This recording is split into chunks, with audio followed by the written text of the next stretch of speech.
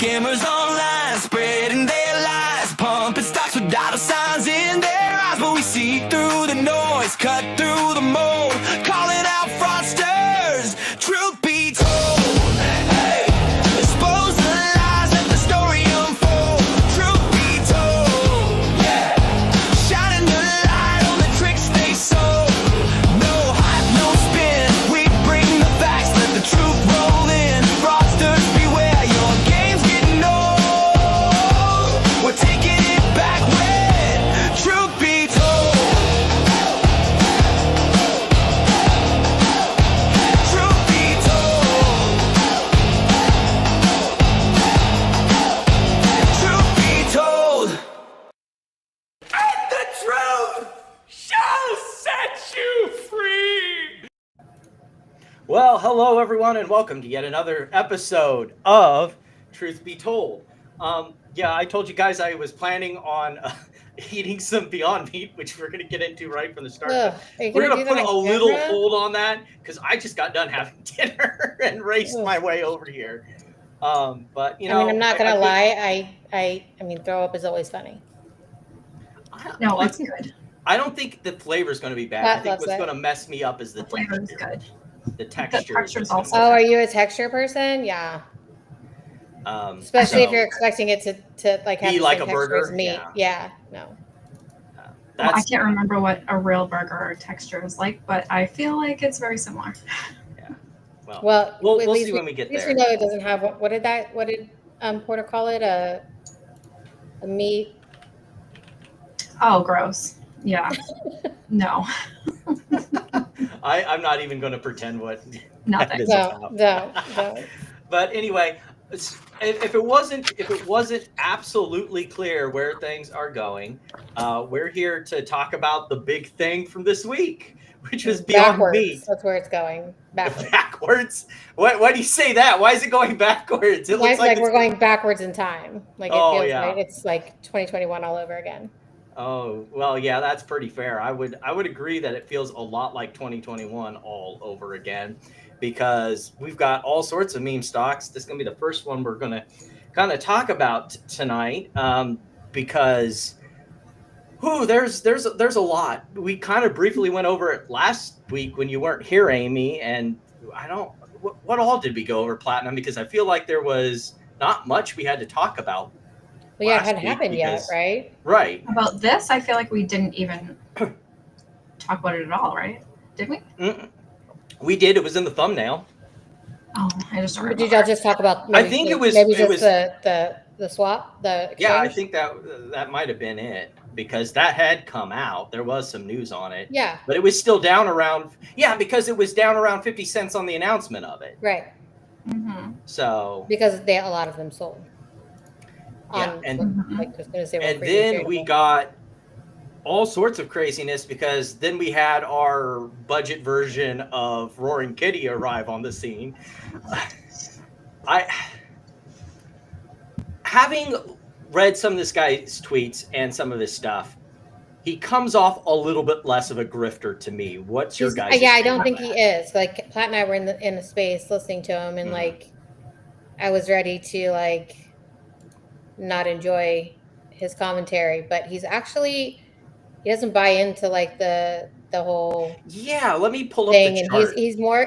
he's a fundamental investor. Is what I can What he said. draw from it. Mhm. Like he actually thinks that the company is gonna succeed and do well. And turn I mean, around, I guess. But he didn't and turn mention around, yeah. like that he eats it or anything. I didn't hear him say that. No, Yeah. Which but So- so he has more. He was like, I mean, I think he said like the balance sheet is the most important thing, and like Mhm. he talks just like a fundamental investor. So Right. like he's not trying to squeeze it. Yeah, and he was also a lot responsible, but a lot more responsible with what he was saying. We'll kind Well, of go because on and the he time- said like he was like, look, I understand that like I've gained a lot of followers and people are like following me on this. Like he's like, that's not what I intended. It's not what I wanted. Like, but like what he said, he says that like he realizes that what he says influences people's decisions, which I was like, wow, you might be the first person who's ever admitted that. But yeah. so, you know, I give him a little credit for that. Yeah. In that he's trying to be responsible in what he's doing. But yeah, that's basically my take on it. So I was having problems with Trading View, like it was glitching out on the whole well, there you go. You got some compliments for your hair. It's supposed to be light pink, but it's not really coming across light pink. But. Yeah, it doesn't help. It looks more like it's like an icy pink. It doesn't help that the camera tends to overexpose. Yeah, it's not the like intense pink. Mm-hmm. Yeah. It might be in person, but it's not on the camera. But let's kind of go over it here. But I dig it. Last week he bought in 4% and set a price target for $3. So that's this first line here is our $3 line. Then the news came out on Monday that Beyond Meat was not only going to be going on the meme stock ETF ticker, but that also there were some more places that Beyond Meat would be at. They're expanding it at Walmart, and there were some other ones in there too that they had mentioned. Which, by the way, they announced that they were expanding at Walmart in like 23, I think, or 24. Like it's might be a recycled PR. So on that news, he made a video in the after hours afterwards, reappraising his price target up to $6. After hours went absolutely berserk. Platinum, would you qualify yourself under that? Well, I don't think she's vegan. She's a vegetarian. Vegetarian. I just did it as a joke, Tyler. Like, I'll be honest, is like it's that's kind of the target demo for this is vegetarians and then you end up liking it. Okay, we'll see. We'll see. Yeah, we'll get there. About to convert him on our show. I don't know about that. I like meat. I'm gonna watch it happen live. We'll see here. So then after that, he announced 2 new buys, which apparently I thought when I saw these originally and saw that they were I thought they were pending. Like I thought that they were just limit orders, but apparently right, that's how his broker operates. Right. Like if you look underneath, because he had the full screenshot and then underneath it said it shows as pending until it's like on those screenshots, because that's just part of the screenshot that he posted. The full screenshot underneath those numbers, it said will show pending until like it goes through or something like that. Yeah, and he mentioned that in a comment. Right, they're pretty big orders, right? So maybe until it's so the first one was a fill for 150,000 shares, and the other one was for 300,000. These are big orders. So I mean, like it's it probably just, you know, especially if he has it out there as a limit, it may not all fill at once. Then he also announced in after hours that he basically took profit on that, which again, another great lesson for meme stock people. When you're up, secure that upside and then reassess the situation, because it had completely crashed down during the day. Look, I think like GME just like ruined people, right? Like, because GME looks like it was just straight up, like, and it looked like it was never coming back down, right? So like the GME squeeze, it just ruined everybody. So when they're sitting on, you know, I mean, I made 700% and then 1100%, like, but like, and I would have made a hell of a lot more had I not taken profit. But it's like, are you talking about Beyond? Yeah. Me and Amy both, like, I didn't even know you had bought calls the week before Friday. This week, right? But then we were both on a space call, and I was like, I got the burgers, the sausages, and I got the $1 calls. Right. What I saw was that's not. But like I'm looking at a screen. I'm looking at it. You know, I got 1100% on a trade. Like I'm taking. I also saw. 100%. Taking that every day. I'm not waiting for like.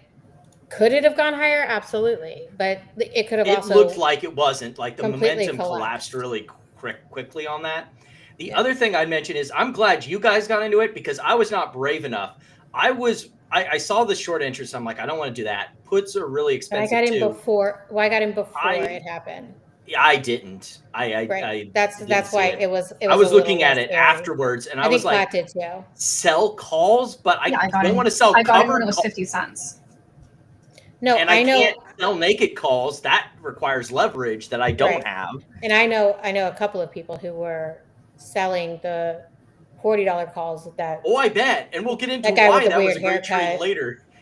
I mean, they were selling them like for $1.16, I think was the most, but like all the way up. And there's another Nope Lily was selling them too. And like, you know, it South Sync getting to some of the jokes that I have lined up later. What are Lone Star ticks? Does that We'll get to that. cows or something? Okay. No, we'll Like get the to Lone it. Star It's State? pretty funny. Okay. But I mean those collapsed too. I mean, I think the last time I checked they were trading for like 24 cents, and it might be lower now because the stock is way lower. But yeah, that was a way to make money. But yeah, like I'm not going to look at a 700% or 1100% gain and let that get away from me, no matter how much more I would make, right? Like I can sit and go, oh man, I would have made so much more, but I can still say I made 1100% because I caught it before this happened. Right. Well, and this is the tweet I really liked. I'm mad I didn't see it until like Friday or Saturday.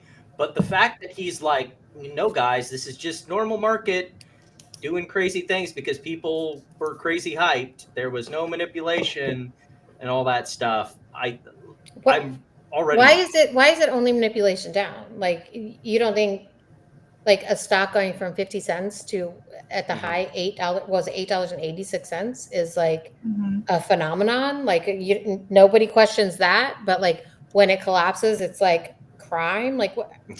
Like the fair value.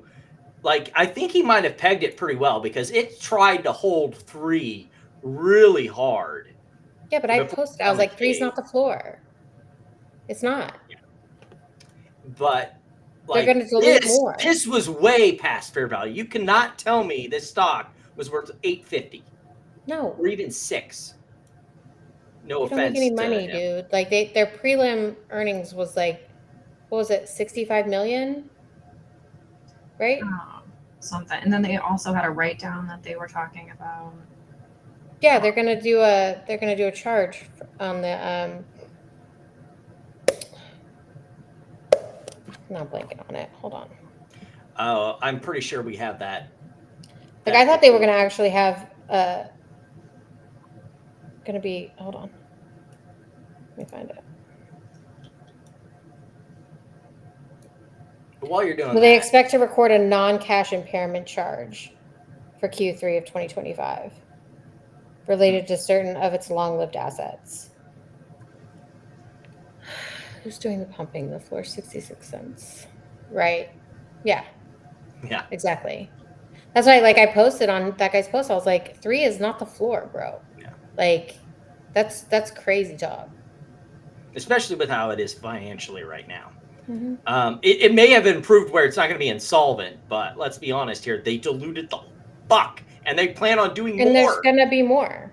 Like 10,000 new shares are coming to the market next week from the remaining 3% of the bondholders who did not get in by the early settlement deadline.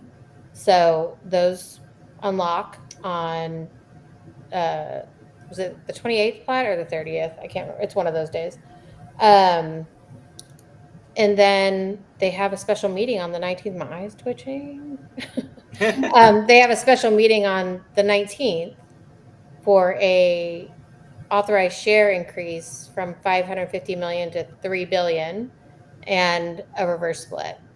And they have that vote locked up because they had a voting agreement with the bondholders, which was part of the debt deal, where the record date for the special meeting was October 16th, which is why they were locked up until the 16th and why they became available on the 16th. And they have to vote all their shares, which is well over 80%. So that's a lot. So they're going to raise the authorized share count to 3 billion and they're going to reverse split it. I don't know when, but they're going to dilute it a hell of a lot more. Yeah, reversal. Speaking, That's part of the meeting. 100%. And they And have it's guaranteed. for what Like, happens after the Spencer put out, speaking of Spencer's dumbass, he put out a tweet saying that we should all buy it and basically sabotage the vote and not give them the. That's not going to work. He even admitted that they have more than enough for the vote. I posted. I was like, yeah, you don't get to sabotage the vote, bro. You tried that with AMC. How well did that work out for you, Right. Slick? Exactly. Another rigged vote. Well, Like, they succeeded with that. They succeeded with not giving them authorized shares. And you know what that got you? That got you ape. Congratulations. Right, and then they rigged the vote with the ape. So that's same thing here. Do unto others as you do to, what is it? I don't know what it is. But we did get the social media tour, as it was, from him in the aftermath. I mean, his hair is this wild. is the one. Yeah. In the thumbnail, I was like, that hair is special. This was I had not known about this, and then someone had told me about it, that this is who it was. And he's apparently Nobody read the 8K. It's true. Does anyone ever read the 8Ks? Yeah, well, that's what we try and fix around here, is getting people to read the 8Ks and the 10Ks and and the 10Qs and things like that. But yeah, apparently the dude was born in Russia. He's a Russian national, and his parents are trying to figure out what apparently rather affluent members of society. Like he's Ramiz if Ramiz wasn't a shithead, because his parents are also art aficionados. They don't make it, but they have a bunch of art galleries and things like that in Russia. And so I'm not the person in the pink. I'm the person in the blue. That's platinum. See, I told you this hair looks like your hair. Wait, my hair is not pink. So did you guys have any intel on why he got banned from Reddit? Because I don't know what happened there. Was it like one of those, you must be botting, I guess, because you've got all these people pushing the stock? But then we've never seen that with any other ticker. Potentially he had an account before that got banned, and there's an IP ban on his account. That's possible. I mean, potentially, right? Like if he had created I don't know anything about it, his Reddit account in the history. Or because a bunch of people are suggesting that. Platinum, stop lying. You run Reddit. I banned him. That's what happened. Then there was the other stock that he this is where some people were starting to kind of sour on him, is when he started promoting the next stock. God forbid you should invest in anything in else. Multiple companies. Yeah, I know. Yeah. It's weird like this. I will say, as a value investor, I'm not seeing the value here. This is a pre-revenue company that's trading at a almost. Didn't they just do like premium. A big capital raise or a reverse split or something? Like there's something. I think it just reverse split. I think it reverse split. They're trading at one maybe like last month or so. Is that why their EPS is negative 149.50? Yeah, they did. They just reverse split maybe September. Maybe it was beginning of October. Not long ago. So this is a zero revenue company trading at 1 3/4 book. So this is fantastic. Pharmaceutical level gambling on stocks, and there's something about that just make sure you take profit. That's all, right? Be right, because we know people are gonna jump in on it, and make sure you look. And that's everyone thinks that I'm some hater. I'm not. Me and Amy. I played that, right? And I played I have my long-term holdings, and then I have a small account. Yeah, that I just do other things. I gamble and play shit like Beyond or whatever. I participate in this stuff too. But it doesn't mean that everyone shouldn't have the correct information about these stocks, because everyone is just ignoring this, that they 4x'd the outstanding share count, and that is going to dump on your head. I was telling people before it even ran up to $8, just be wary, be aware that this is coming, and guess what? There it is. Like, Right. Yeah. Same Yeah. here. Like I was Like- like, oh, this is what's going to happen. But meanwhile, I'm also buying shares, right? Because I see like everyone is like, oh, it's over 100% shorted. I'm like, it's not. Yeah. But if you think so, I'm going to just keep buying shares because it seems like a lot of people think so. yeah. Right. Like, and I think I still had my calls when I started posting that stuff. Like, Yeah. I'm not trying to FUD it. I'm just saying, everyone be careful. Like, Yeah. this isn't going to go up forever. And like, be aware that this is coming. Like if they didn't And have an offering, protect your capital, maybe even that's if it is just like some silly money. Like the shit that I play these kind of things with is nothing, right? Like it's silly money, like that I'm perfectly comfortable with losing. Like, but like when I see people who have like $1 million in this, and they're buying it like all the way down, just trying to like That's ridiculous. hopefully pump it back up. And I'm like, It's not going to work. Like we've seen like that whole thing, and just well, it's certainly not going to work when they've quadrupled the fucking Mhm. outstanding share count. Right. And Yeah, there's no not- short. I not mean, easy. shorts like were the bondholders, and they all just got bailed out with shares. Like nobody's in trouble here.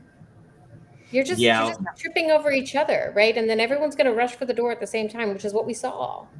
So they're going to panic. Yeah. I don't know. My big thing was, yeah. My only big thing about it is, but the IV's so jacked that you're not going to make money on it anymore. A lot of the people that get into this, like, they feel like they're like gambling addicts, and so when like that's where I kind of have this trouble where like I agree with you guys that I have a fun money account where I do stupid shit, but responsible stupid shit, if you know what I mean. And I just I mean I don't prefer to lose my money. I'm just saying that like it just seems like it's not part of when my you're portfolio. when you're suggesting even that some of this stuff, it's just it feels almost borderline like giving the alcoholic a glass or a bottle of something, and that's why I'm really careful about like even giving credence to some of that like riskier stuff sometimes, because it just feels like I don't know. Oh well, I don't discriminate like that. If I see something going, you can make a little bit of money. Yeah, I mean, we just like. Well, I don't discriminate in my we just do it to portfolio. feel I just don't right? advertise. You're like, it I'm all going to that jump in much. here just to feel something. Right. Yeah. But we're not on Twitter trying to pump it and tell people like, that over 100% short. We're like, no, it's not. Bye. No, it isn't.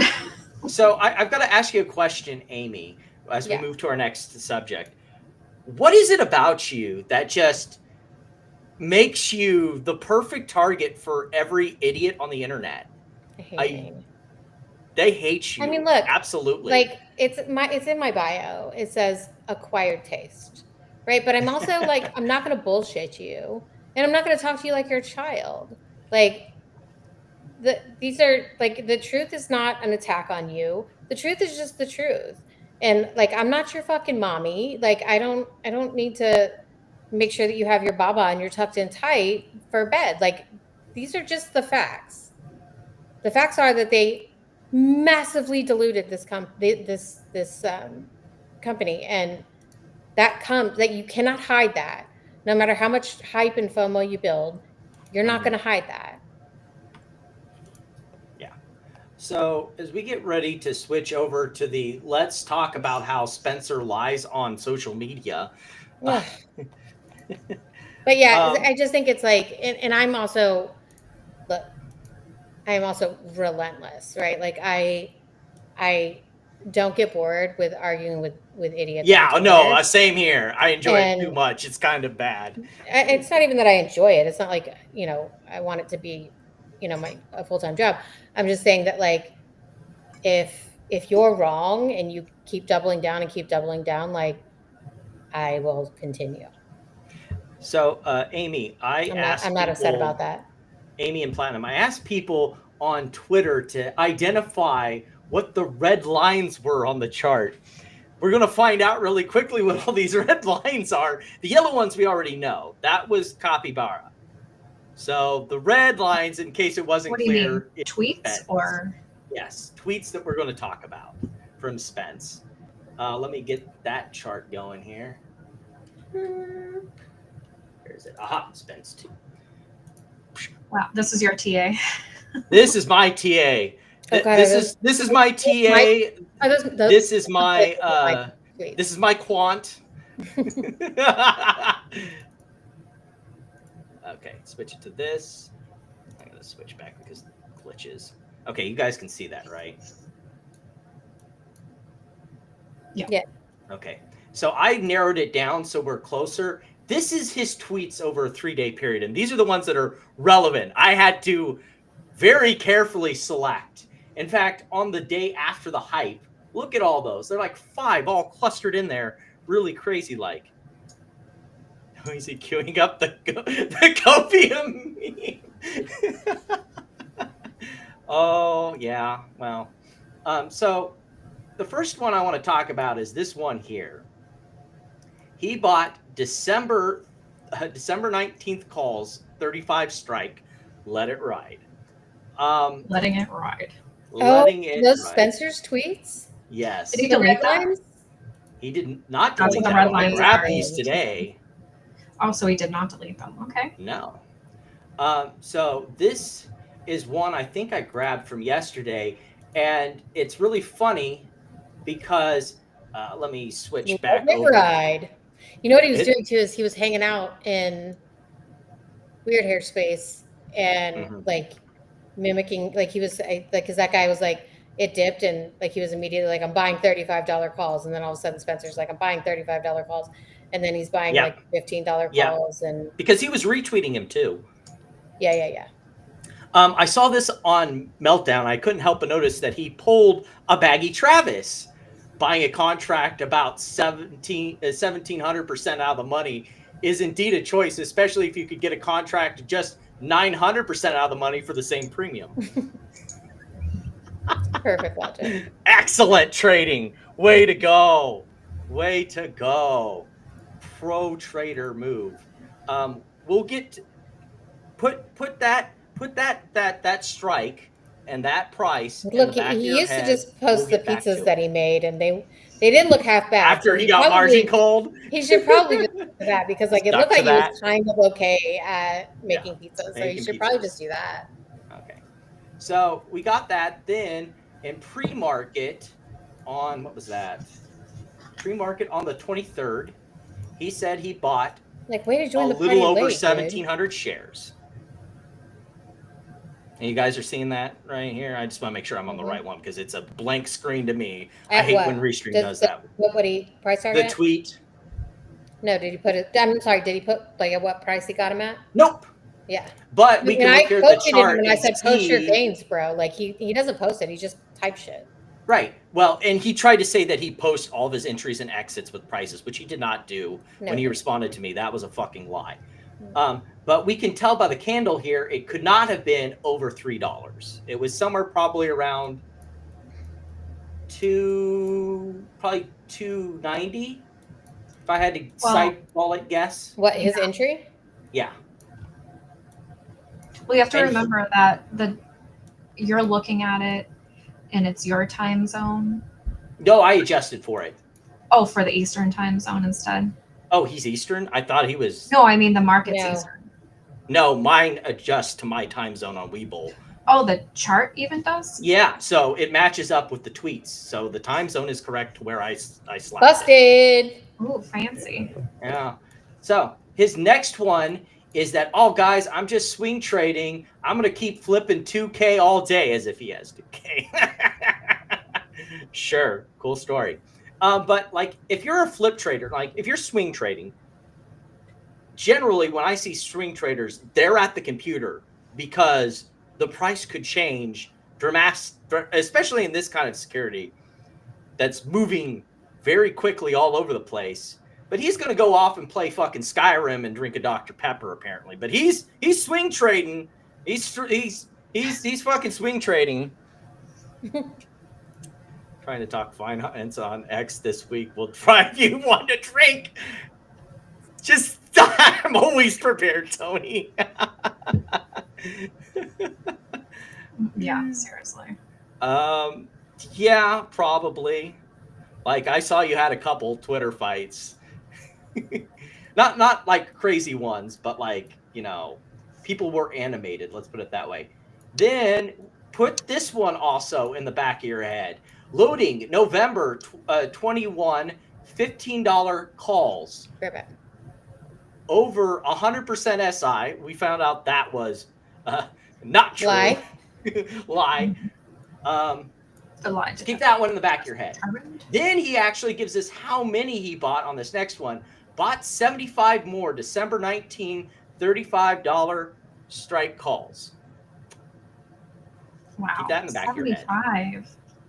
That's like what was like? We'll check the premium when we get there, but that's I think it was a couple grand. Yeah, I thought it was $1 for the 35, but I could be wrong. But I don't think it got up that high, but they were at least, I want to say 50, like 50p. Wow. 50C in this case. So $50 a pop. Come all in. Then he posted on the 23rd, the bounce is imminent. Don't know if you saw, but there was no fucking bounce. Maybe a bounce down the stairs into the basement. But and maybe a little bounce here and a little bounce in after hours, but there was no like this bounce for sure. He then, right before close, says time to reload, but doesn't tell us the price or how much. But we can tell here that it again was probably around $290, $295, because it's under that $3 line, and there's your candle. Then he has his eureka moment, because by the time the 24th came around, even Oratex updated, and he's like, oh, well, he starts his copium train of Oratex revised 17% due to to the increase of the float. SI still very heavy. I don't know. 70% is elevated, but it's not. No, it's not 17. crazy. 17. That's what and I'm it's saying. not even 17. I think it's 13. Yeah, it's close to 13.9. right there. Yeah. Because now like the it went down to like 51 million, or went up to like 51 million on the 384 million. Mm-hmm. And then he said short borrow fee back to 46%, according to Fintel. Over 15%. Okay, now we're getting to the fails to deliver. Oh, we got to move on to our next baggy thing. But you can tell he's already trying to cope, because his narrative for being in this play, swing trading. Yeah, but it was trading. this was everybody. Like everybody was changed. On that. It's over 100% because it took. Oh yeah. So well, because that Walter Bloomberg posted it, and then Reuters posted it, and like actual like publications were doing it. It was on my like news feed on Schwab. You have like all these AI news reports, I guess you could say, coming out that are just based on the Ortex numbers, which, I mean, to me, it's absolutely insane that Ortex brags about being able to get the short data every 15 minutes, but and then have a massive fuck up like but this. It took them a week to be able to update the outstanding shares. Like, why are people paying for that data if it's wrong? Well, and they're still giving out the wrong, like they still said it was like 65 million. It's not, it's 51. Right. So then he said he didn't you say you figured out their calculations on how they got that number? Isn't it? Don't they've said on multiple occasions and on their websites that they basically use short volume and then the amount of shares available and other factors to basically estimate. Short volume, like it goes in and it's like it's only because it happens in that second, and then it's right. Clear but out. they use some. They don't explicitly say, but they use some formula based on the volume, how many shares are available, and previously known short data and stuff like that to compile an estimate. Mm-hmm. That is the thing that you should know every time you see Oratex post its real-time short data. They will straight out tell you it is an estimate. They do not know. It is a guess. Just to make that clear. But right before open and right before this run-up, so, okay, buddy boy, you bought in at $2.90, and here you are just above we'll call it 305, and you're saying you're outsies. I did a nice swing and I made 15 grand. Get the fuck out of here.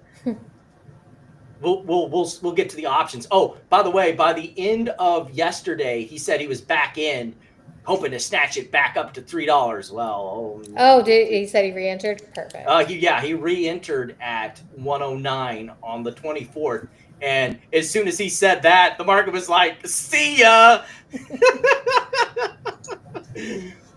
Spence is the new bear indicator for Beyond. I love that for him. I do too. So we're going to, I'm going to get up the chart. We're going to take a look at his option stuff, because this is where you can really tell that he was fucking lying about his gains, is once you start looking at the option stuff. So pull back up this window. Gimme. Where is it? Unable to screen share. Lies. Screen sharing is not allowed. Why? Whoa. Targeted. I love so much when this happens from... Are they targeting our stream? Yeah, they are definitely targeting our stream. Kenny G. Good old Kenny G. Of course.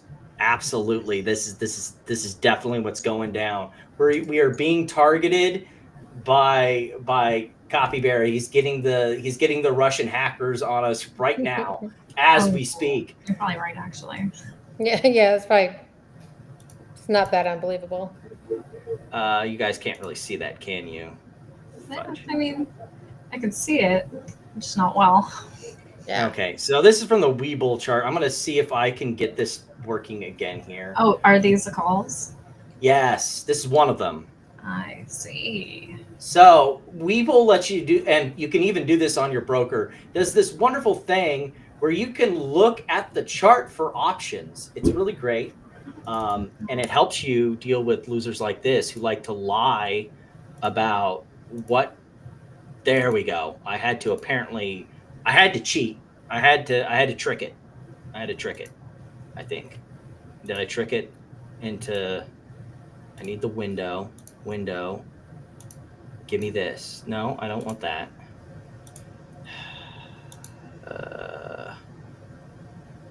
Okay, apparently that's not going to work.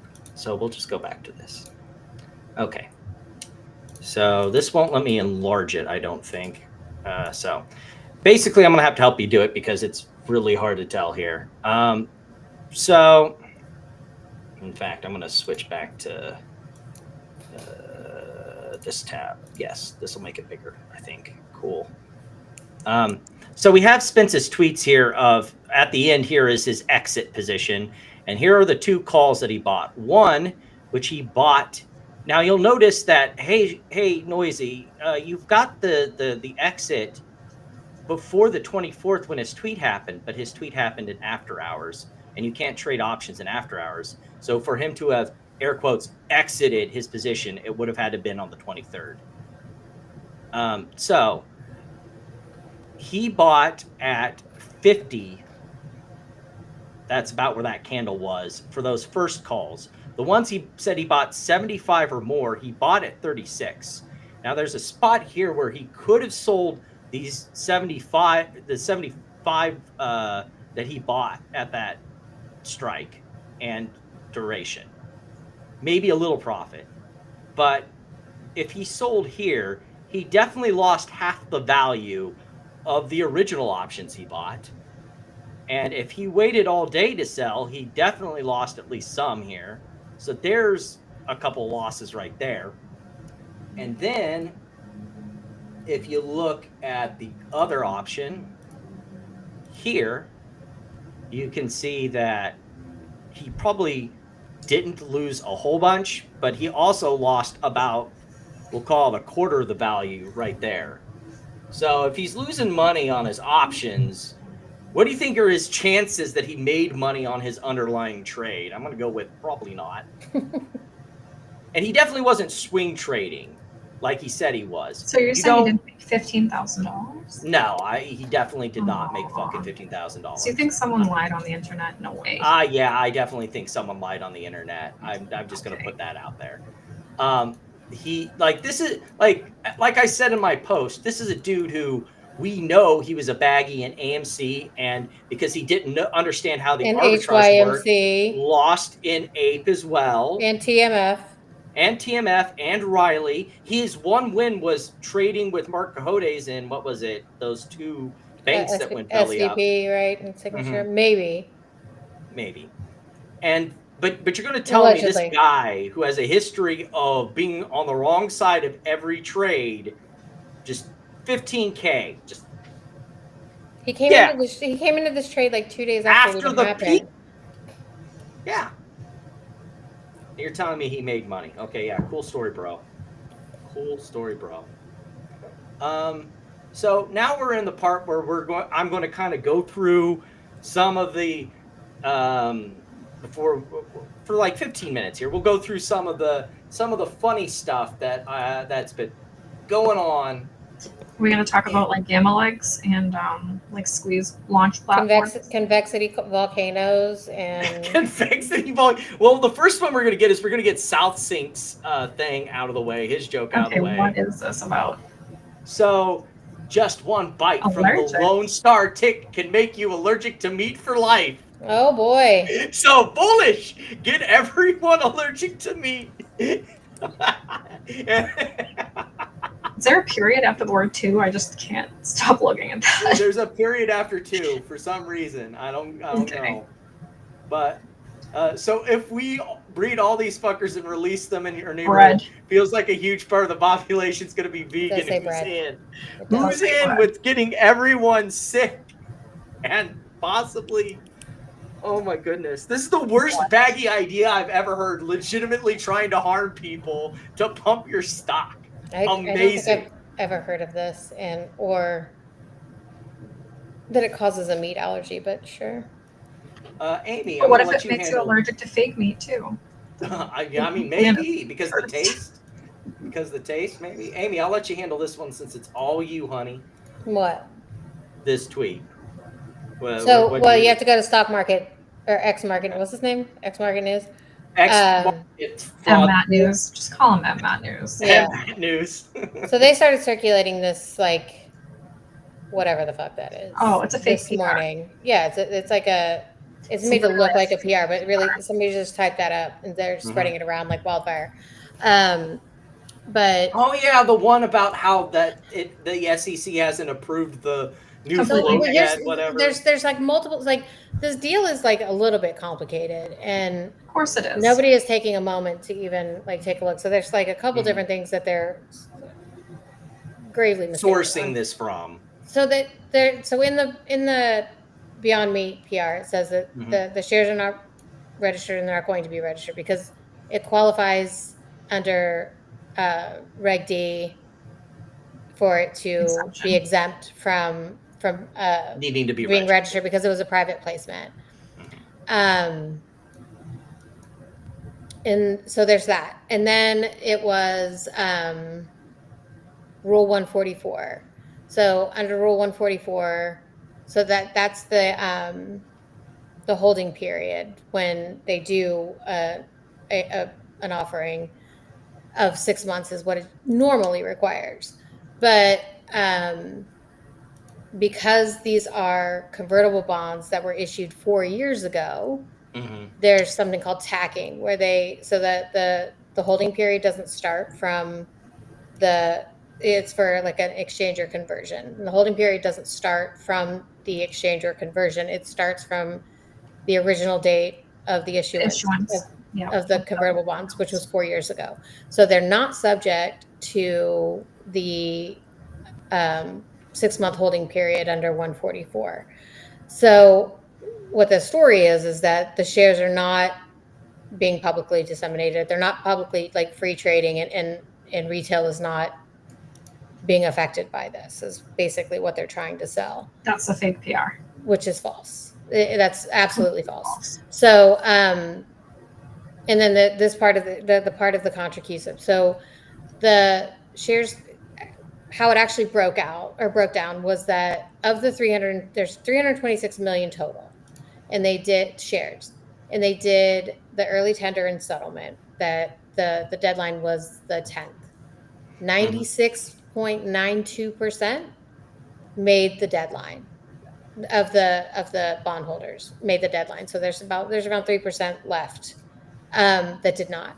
So 37% of those shares were immediately unrestricted and freely tradable.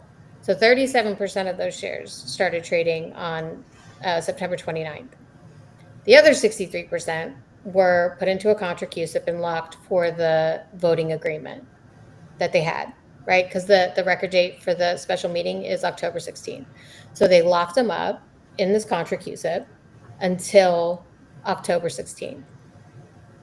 Once they surpassed the record date, the shareholders of record, they put out a press release and saying that the lockup restrictions were removed. Gone. They are from that contra CUSIP where those 63% were held. They moved those shares into the unrestricted CUSIP for the company's common stock, and they became freely tradable as of them moving As of the them. 17th. Correct. As it like during the day on the 17th. And they started selling on the 17th. Based on the updated.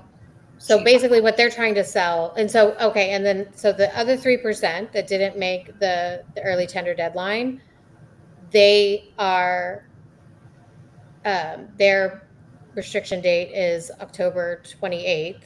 And then the final settlement of that is October 30th, which will, because right now there's 316 million that were issued. On October 30th, on the final settlement, that total becomes 326 million because the 10 million that were left over will be off restriction then. So the total is still 326 million.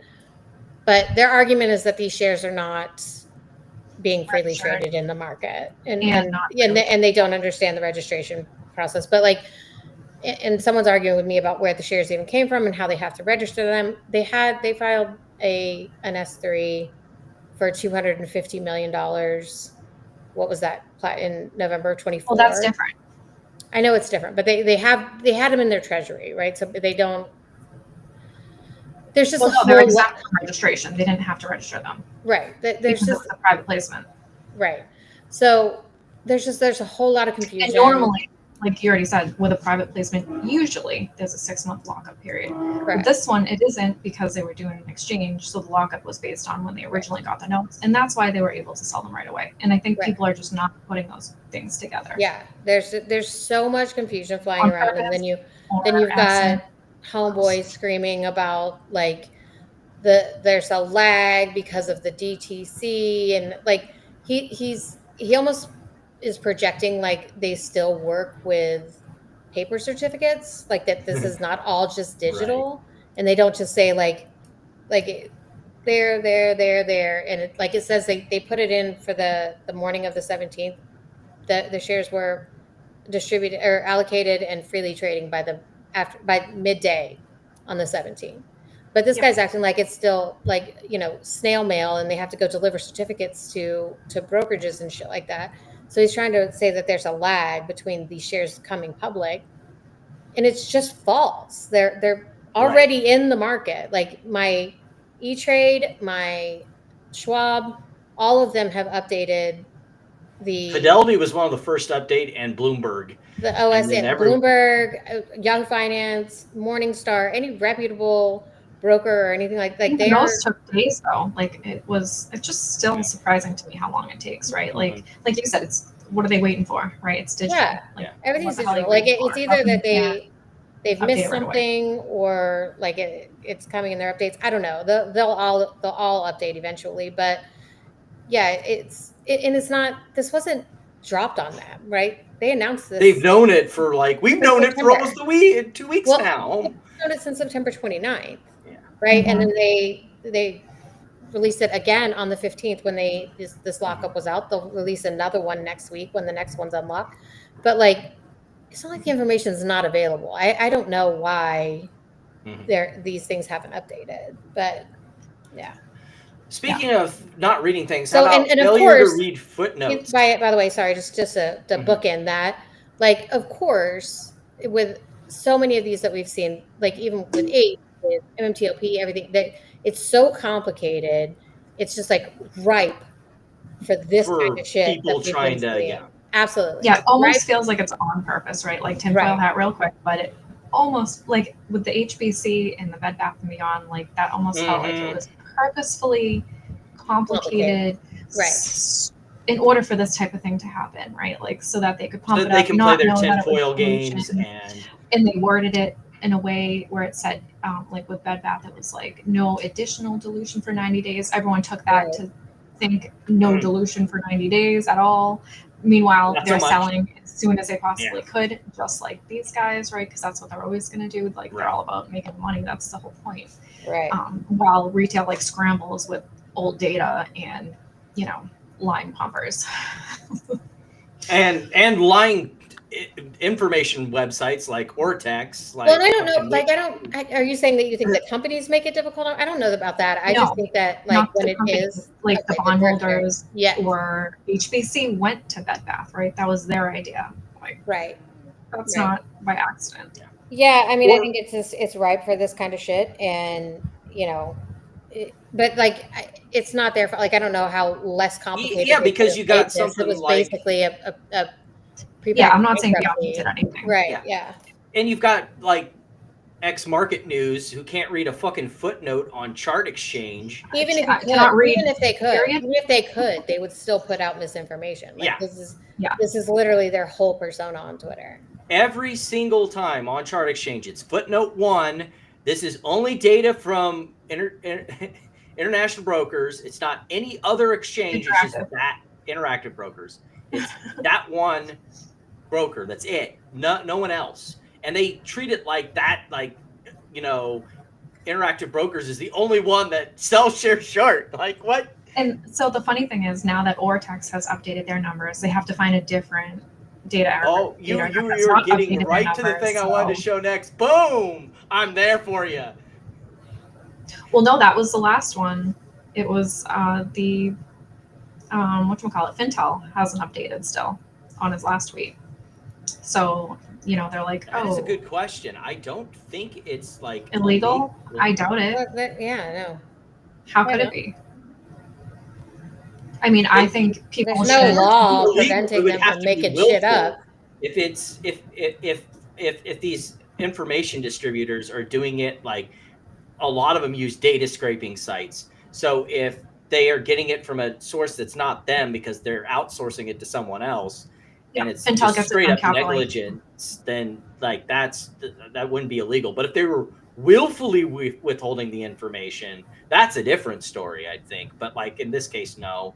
It's just that people are too lazy to update it in a time. I mean, so they're saying there's enough evidence for this to be corrected. The only way it can be corrected is if people like use their money and don't buy this crap that takes so long for them to update, right? Just Edgar is free, so just look at that and see what's going on. And there's some sites that do directly get information from Edgar. Like Yahoo, I feel like was the first one. Amy, right? Was Yahoo one of the first ones to actually update their data, right? Which is free. Which is crazy. Yeah. Yeah. Let me see if there's another fun one here. Yeah, the stupid thing. This is what happened. This was the day that Ortex finally corrected the information, and they had to find a new narrative. Yep. Where there's like, oh, suddenly it's all these call options. Well, duh, they're going to sell call options to like. Like, there's a reason why your state sells lotto tickets to you. Like, why pass up free money? Like, I was contemplating that the whole time. It's like, is there a way that I can trick my broker into letting me sell naked calls? Because they're never reaching the $15 strike. Never with these weeklies. Put more money in your account. Just do a glitch. Just glitch more money into my account. Hey, Platinum, Amy, could you loan me some money temporarily? Hey, Dog, can you just open up the naked short window for me? Yeah. I'm waiting for that to get sound clipped. So yeah, we're good. This. Oh yeah, and so me and Amy were talking about how, well, at least I didn't think they would have enough shares available, because if you Yeah, we were discussing that during the week, okay, and then so if you count the shares that they had for that they already issued, plus what they need available to issue for the new convertible shares, plus their equity compensation plan, it equals 547 million shares already, right? Which is over the 500 million. But then they did a early earnings update, right? And I was like, yep, which is wow, always a sign dilution's coming. why else would they do that, right? So yeah. I'm like, okay, they're updating their earnings, so there must be something that like I'm missing here. So I went back and looked, and there we have it, right? They do have an ATM program available. They still have $150 million left in order, to get some cash. So maybe they were doing it on Friday. Like, maybe they'll do it next week. Yeah, but it was such a mistake not to do it at $6 or $7, unless they couldn't find buyers for it at that level. Or maybe they had to update their numbers first. Maybe. This is, I think, really such a missed opportunity for a company that has no money. Right. Like, you've raised capital. Like, as much like shit as I've like given Adam Aaron for the shit that he's done. Like, the one thing he did right was raising capital at the prices that it was when it was. I mean, the one with Mudrick wasn't like $45 a share. Like, because Mudrick was short the $40 call. So I don't think it was a little bit less. Yeah, it was like 27. I want to $27. You're right. But still, $27 a share. Right. Yeah. That's not executing on things like this is just not smart. Like, as a business owner, if I was like public and I had to something like this, like, I'm executing it every day and twice on Sunday. Right. They already had the open shelf. What are you doing? The only thing I can think of is that they had to get their numbers out before they could do it. Yeah. Because why else wouldn't they do it? Well, then they should have gotten their numbers out before that. I know. Yeah. When it was, I'm trying to get through as many of these when it first went to 3, right? Before they it probably went didn't to expect 7. it though, because it immediately went down to 50 cents, right? So they probably thought it was just going to keep going down. They probably didn't realize that the data was going to take so long to update, and people were going to think that it was actually over 100% short and like try to run it up. Advisor? Like, what are you doing? We also have this fun one here. Hey, oh guys, this is hilarious. They didn't buy any shares. These were grants already planned to be awarded. I replied to this too. I bet you're down here. It buried you. You're being shadow banned, Platinum. Well, look, like for example, so insiders were awarded shares, like he's saying right here, CFO awarded over some. Context Capital bought 20.5 million. That's incorrect. They actually had 33 million, and they sold. And they tried to do the same thing with the bondholders when they were granted shares. They tried. That was the bondholder. Yeah, that was one of them. Yeah, and so. CJ, that's correct. Before we move on, we've got some funnies from our local crowd of idiots that we usually follow. Well, no, CJ, the lag in the update is the secret sauce to the Gamma volcano. in convexity dinosaur mechanics. And so what did I see? Was it Gamma regime, I think, was a new thing that I learned this week. I mean, there's so much. Like, it's just like. So first off, we have Kevin Malone and just brain melt stupidity of apparently it's fraudulent that the float is moving so fast. You can like me and Platinum could trade the same share back and forth. I don't think they understand. I really don't think that people understand that the same share can trade more than one time in a day. Well, like, don't you know that they stop trading as soon as the total outstanding shares are traded? It's halted for the day. They really think, right? No, but they really think that, like, if I buy 100 shares and I hold them in my account, those 100 shares cannot trade anymore. You know, like, nothing else is going to happen. They also You're don't not allowed to understand sell. that the constant trading from day traders And they think that do this everyone's where it doing like it. moves They're between not. everybody. They're buying and selling. They look at that and then they're like, oh, all these FTDs. Well, no shit. The same share moved through 5 different hands in 5 seconds. Yep. And that's just it. Like, that's what I'm saying. Like, and they think, well, the conclusion was that is that they think everybody, like everyone on Twitter who's saying I'm hodling or diamond hands or whatever is really doing that, right? Like that nobody's taking profit and nobody's, moving shares. They're literally just sitting on It them goes forever back to my for you so that you can make money. They're not in It it go- to make money. They're doing it for you. It This goes is the back to logic. my favorite saying: all apes are retail investors, but not all retail investors are apes. And they have not learned that lesson. And and that's why they're like, oh, the volume, and how can it trade so much over its the same shit? Like the same share can trade back and forth hundreds of millions of times. Like you don't. There's. It's so. Mhm. So Yeah, we that's also had. And by the way, Oh, yeah. it's buys and selling, right? It's buyers and sellers. Like that's what volume is. The total trading volume. How many times the shares have traded hands? Like, oh, it's exhausting. So we also had everything died when the Amazon servers died day, and Yeah. apparently that was a Oh my conspiracy God. against the Beyond Meat traders. Yeah, totally. It would have gone to 100 if they didn't take AWS down to stop the squeeze. Of course. We've got to have our favorite chemtrail conspiracy theorist, Bam Scam Investor, in on it as well, talking about the predominant algorithm I'm tracking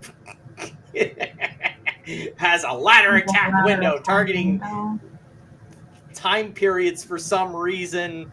If you have this ability to control the stock price, why not just fucking do it all the time? Why isn't he a billionaire? I mean, That's a great question. If he Don't can the track ladder the attacks- algorithms and he knows what's going to happen and he's, How is he still vibrating all over San broke, Francisco? how is he a poor broke why aren't you a got billionaire? divorced, living in a shitty apartment in San Francisco, if he has all the magical algorithms and knows how they work? How is he not a fucking trillionaire by now?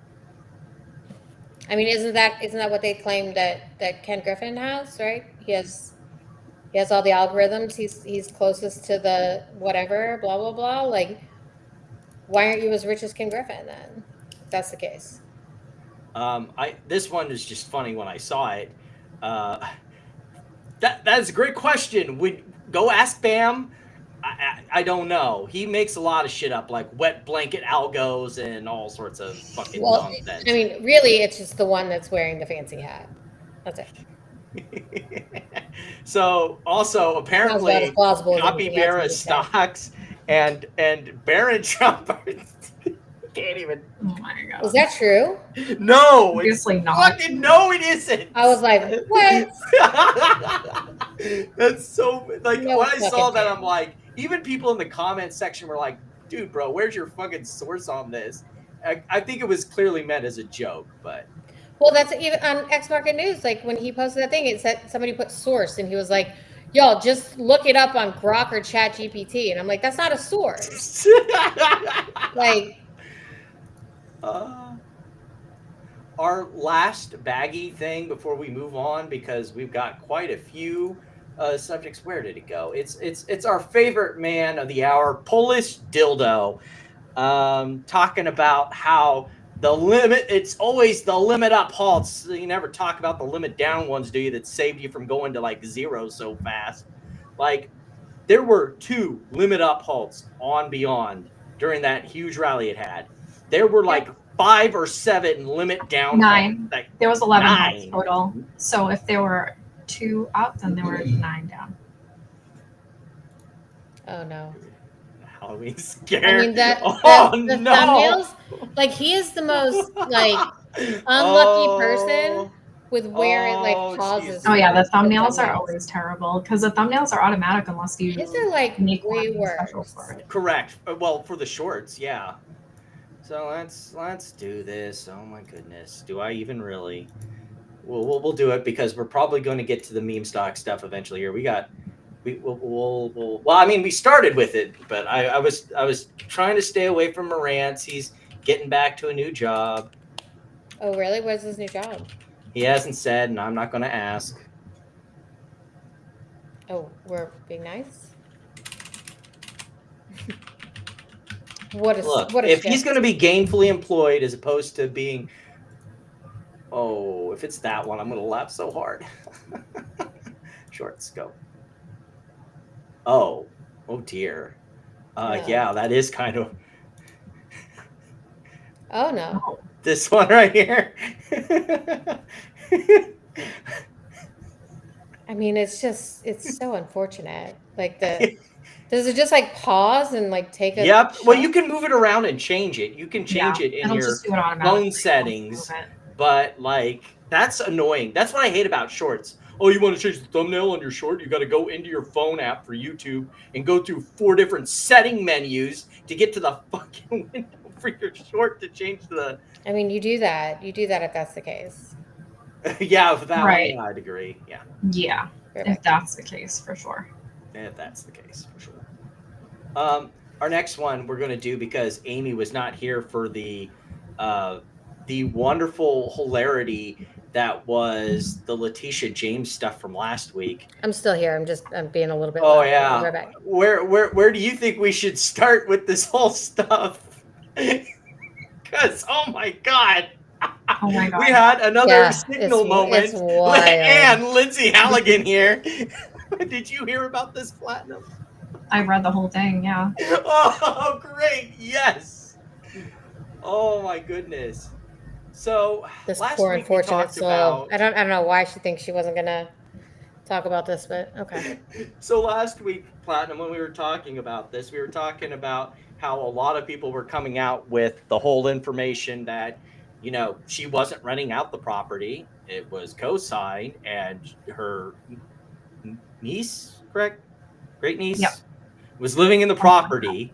And once they figured out that their whole thing of trying to get her on these charges blew up, they suddenly was saying, well, her niece is evading the law and she's a felon, which she wasn't. It was a misdemeanor on some really old charges, and also irrelevant to what you're charging her with. And so it was just this big, hilarious hullabaloo. And so Anna Bauer, as we've mentioned before, had reported on this. And she was also quoting, I think, some of the stuff from the New York Times, wasn't it? Yes. And so It's from the Lindsay New York Times Halligan article. contacts her via Slack. No, to- Signal. Signal. Yeah. Which I don't know is, why you know, it's so ironic. Not that they haven't been busted for using Signal so many times, but sure. Yeah. And then basically has a conversation with her. They confirm it is indeed Lindsay Halligan. Yep. And she starts sending all these messages, some of the information being stuff that should not be disclosed because it was from the grand jury. I can't. Well, let's not forget that Lindsay Halligan has never been a prosecutor. She was an insurance attorney. She was appointed because she was a Trump stooge to deal with these specific charges against Comey and against Letitia James, and probably eventually against all the Adam Schiff, and also against Hi, Manny. Lisa Cook.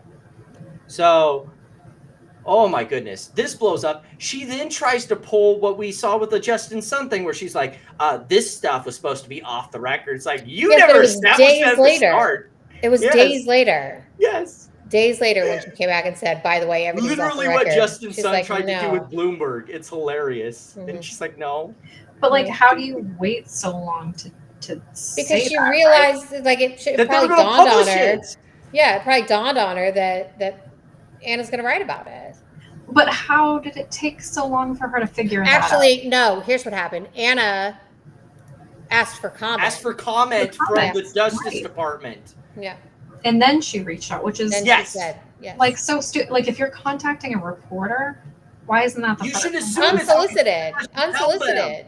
Yeah. She like Anna wasn't trying to get in touch with her.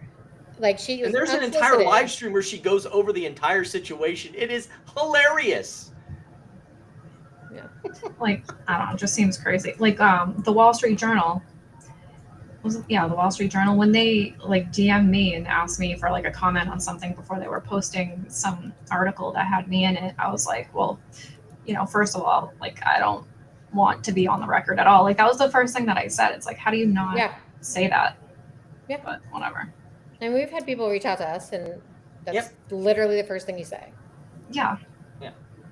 And you establish what the grounds for communication is and everything like that. Because unless you set those boundaries, if you just give it to them freely, they're going to use it. Yeah. You give it to them freely, they're going to use it. Yeah. So I think it's a good point in time that we should also go with that they have there was no evidence, according to a new ABC News article, there's no evidence presented in any of the documents that Lindsay Halligan has that proves that Letitia James ever collected any rent money. Yeah, I think it was like, what was it like? And she put on her disclosures, it was like what, like 1,000 to 5,000 or like there was 1,300 right there. Yeah, she wasn't charging her rent. So, and to cover utilities. So we then get what happened exactly as well in the Comey case, where they filed for to enjoin the prosecutor from contacting the fucking media and biasing the media against her for her potential jury pool. And then also, well, and like, what compels you to reach out to Anna Bauer? Like, that's some kind of ego to be like, oh, I just wanted to reach out to tell you that your reporting is wrong. You're wrong. What? I want to let you know you're wrong, but I can't even. Like, you can like say correct the. Yeah, I can't tell you too like, this much. Isn't Twitter. Like, I do that too on Twitter. Like, I'm like, you're wrong, but like, this isn't Twitter.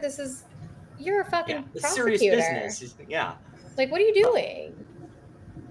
So like, you're not a serious person. This is like when Caroline Levitt responded to a reporter by saying your mom or whatever. Oh my god! What? So embarrassing. Posting that public. Like, these are not serious people, dude. Like, what are you talking about? Oh my goodness. Anyway, so we're not going to go over it. It's a brief 22 pages and a pretty brisk read, but basically she is doing the same thing that James Comey is and saying that basically Lindsay Halligan is not actually an authorized setting attorney general for the district and therefore doesn't have standing to prosecute the case. Therefore, the court doesn't have standing to review it. Goodbye. Well, then they'll file malicious prosecution, and they'll file all of the other things. It's all coming. And we know that the court has made its order that hers and James Comey's will be able to be jointly handled. They're going to handle them at the same time. So this all comes with, I think this is a good place to slot this in. Did you guys see this 60 Minutes report? That study that the Just Security, we found 35 cases in which the judges have specifically said what the government is providing is false information. It might be intentionally false information, including false sworn declarations, time and again. You know, we have a word for that in the legal world for false statements to a court. Perjury? It's called perjury. And this is the government that's doing the lying. Like, here, I'll go ahead. So the judges are saying some incredible things. Ryan Goodman is a law professor at New York University who heads a nonpartisan law journal. His team has analyzed hundreds of suits filed against the administration, and he didn't imagine what judges were saying to the Trump Justice Department. We found over 35 cases in which the judges have specifically said what the government is providing me is false information. It might be intentionally false information, including false sworn declarations time and again. In court records. It's just absolutely fucking crazy. Like, what, like, I'm actually kind of speechless just how bad it is. What do you even say? Like, it speaks for itself. Like, what do you even add to that? It's so fucking unbelievable It is on so many unbelievable. levels. And like, I can't. 3 more years. Yikes. Yeah, it's gonna be a long 3 years, guys. So buckle up. Indeed. Speaking of government doing things that seem very shady, improper, possibly criminal. Welcome to the Crime is Legal show again, where we have another great candidate that gets a Trump pardon for bribing him with money, or in this case, a in-kind business transaction. Coffeezilla did a good video on it. If you want to, like, he pretty much brushes it up in this tweet there, though, the entire situation. That the lead up to the pardon, Binance and Trump's stable coins partnered up. And after they all made money from this transaction, magically CZ's getting pardoned. What? That's a hell of a coinky dink. Why would? Oh man, like why? Anyway. Well, I mean, I think was it the stable coin that he basically is providing the liquidity for, right? Mm-hmm. So, like, I don't know, like, it's not that much different than FTX. Like, CZ was holding an enormous amount of FTT. And when he started dumping it is when everything started to collapse. And what's really funny is after this happened, speaking of Sam Bankman-Fried and FTX, now there's rumors going around that they're poking around, being like, hey, you know. Did you see Coffee's post on that? He was like, I'd like, if this happens, I'm quitting. Yeah. I put the little office meme of Michael saying, like, nope, don't like that. I don't think anyone likes that. Yeah. To be but quite at the same honest. time, like, I get it, right? Like, you're reporting on, like, scammers and bad people, and, like, the bad people are just getting away with it. Getting off. Yeah. By the way, I think his merch is available again. The Crime is Legal. Yes.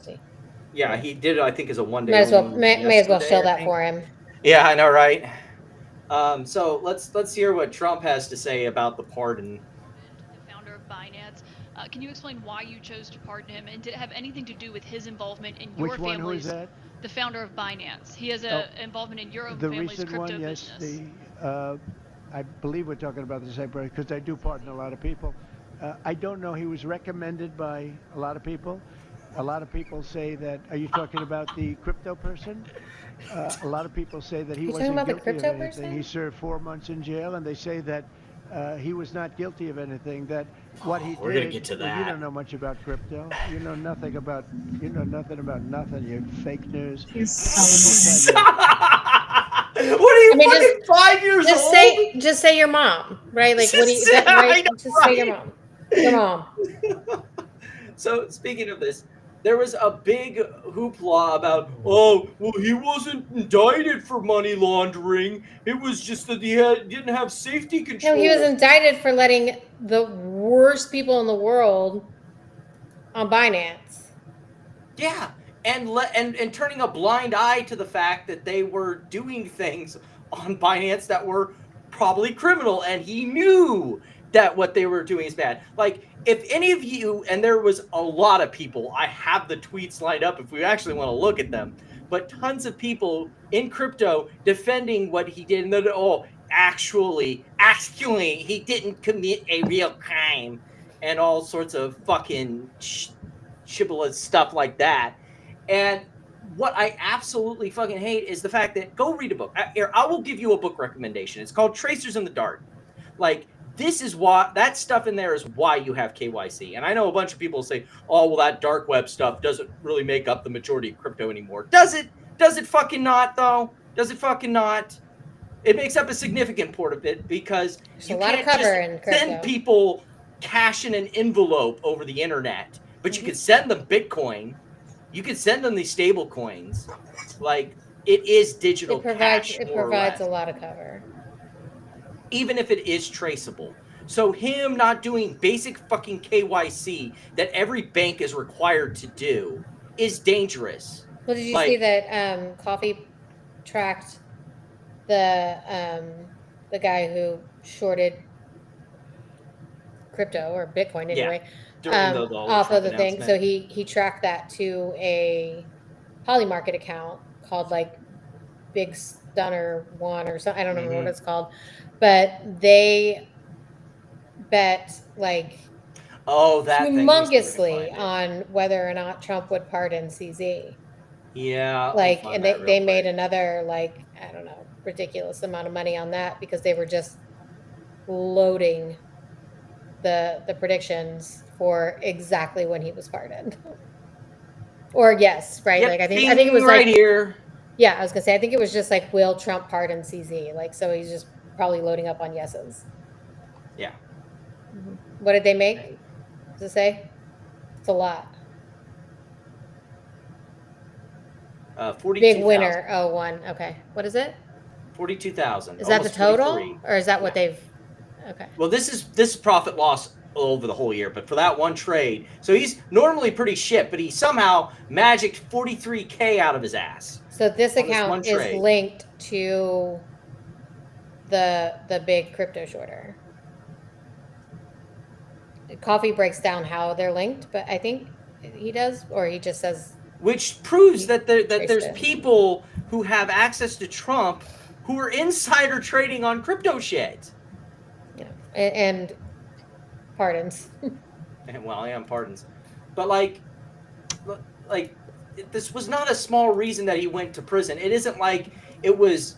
It wasn't like it was like your bank forgot to KYC and they come back and KYC someone, or it wasn't like, oopsies, this happened this one time. No, it was a systematic thing where he was not doing it.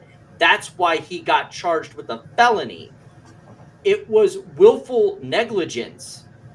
He knew it was wrong and chose not to do it. Right. That's the difference. Not to do anything about it. Right. And like, I'm not going to spend too much time on this, but there was a lot of crypto sycophants. Oh, here. Well, of course, we got the Binance patting themselves on the back. We got, here's one that's actually meaningful. Hey, it's Pulte's favorite friend, Anthony Pompliano, back again. Who else here? There was a couple. It's great to see him get pardoned. Like, why does it celebrate it? Same thing with Trevor Milton. Like, oh, and they're trying to make it out to be like it's the evil Democrats that were out to get me. Which, okay, sure. What was CZ's 4 billion, right? Some total. What was Sam Bankman-Fried? 25 billion. Something like that. Maybe I'm thinking. The difference was Sam was 25 years, using, right? Sam was using customer funds. Like, he was literally stealing the customer funds to make shitty trades. Like, that's, I mean, I know. I was, you know what I mean? So it's like, yeah, I'm not talking about the crimes. I'm just wondering about the total dollar amount. Yeah, and the dollar amount was way more. Yeah. Let's see here. Where were we? Oh, yeah. And here's the, like, it's a rumor. Nothing has been absolutely confirmed by this yet. But if that happens, I think all of us will just kind of fucking give up. Is it on Polymarket yet? It is. It's up to 10% or 15, I think, somewhere in that neighborhood. I don't think it happens. I don't think so either. But it's just the fact that it could is just. Oh, it definitely could. I mean, this is the guy who's been waffling back and forth if he's going to pardon Ghislaine Maxwell. So fucking anything's fucking. Why does he always act like he doesn't know who they are? Like when they ask him about Ghislaine, what do you think? Like, who? Hello. Like, yeah, like they asked him about Ghislaine, and he's like, corrupt. I'm sorry, who? Right, and then like you literally just. And he never outright says he did the pardon, even though it's his signature there. Oh, it was recommended to me by people I know. When he says you fucking he's like, I don't know the guy. I've never met the guy, but I don't think he did anything wrong. And like, so I don't know why he's always like, you're giving these people pardons and you don't know who they are. Like, that's crazy. A lot of people said they were. So they just like put something in front of you and you're like, yep. Oh, yeah. That's the thing about this Trump presidency is like, anytime it's his policy, oh, I know everything about but anytime it's something that might get him in trouble, then it's someone else recommended it. I don't know what you're talking about. Da, da, da, da, da, da, da, da. But that like makes you look stupid. Like this is so you when you're giving someone a pardon, you don't even look at what it is. Like you don't know why you're pardoning them. Like you're just like, who is it? What? Like It's all part of the strategy. That way, I feel like that makes him look fucking stupid. Like you're just you might as well be the auto pen. You mean the thing he calls Biden? Like you don't give a shit about what you're doing. So like, right. Well, let's go on to regular crypto bullshit. Hi, been a while, Michael Saylor. Let her rip. Volatility was a gift to the faithful. We're starting off great, aren't we? Tell me you're a cult without saying you're a cult. I think you're on mute, Amy. I'm not. You can't hear me? Oh, okay, now I can. It may have been just. I did. His voice is just like. Yeah. Like I'm nasally, like I get it. That's probably kind of annoying, but like, I don't. Something about his voice is just like, grates on my nerves. I think that's the only part of that I wanted. Let's see if there's anything else here that's fun. It scares away the tourist. It scares away the lazy.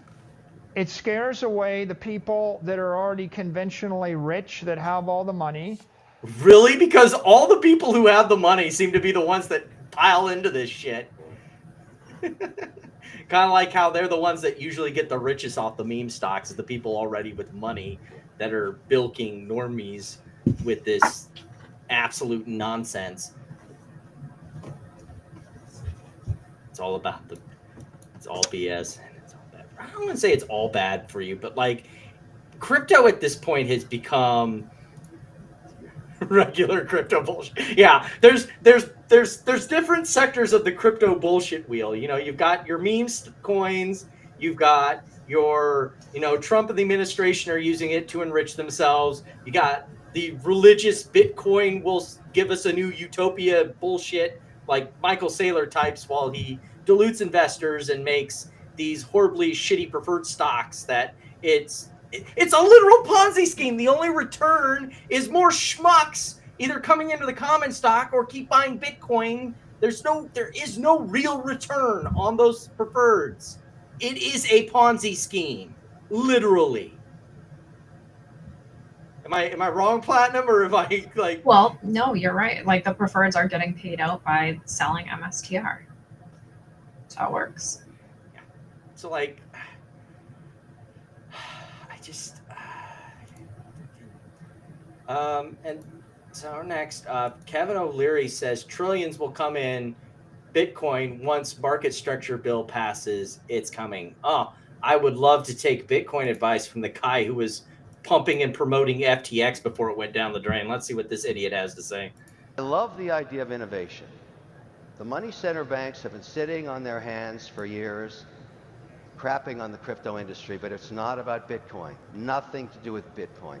It's digital payment systems. That's the potential.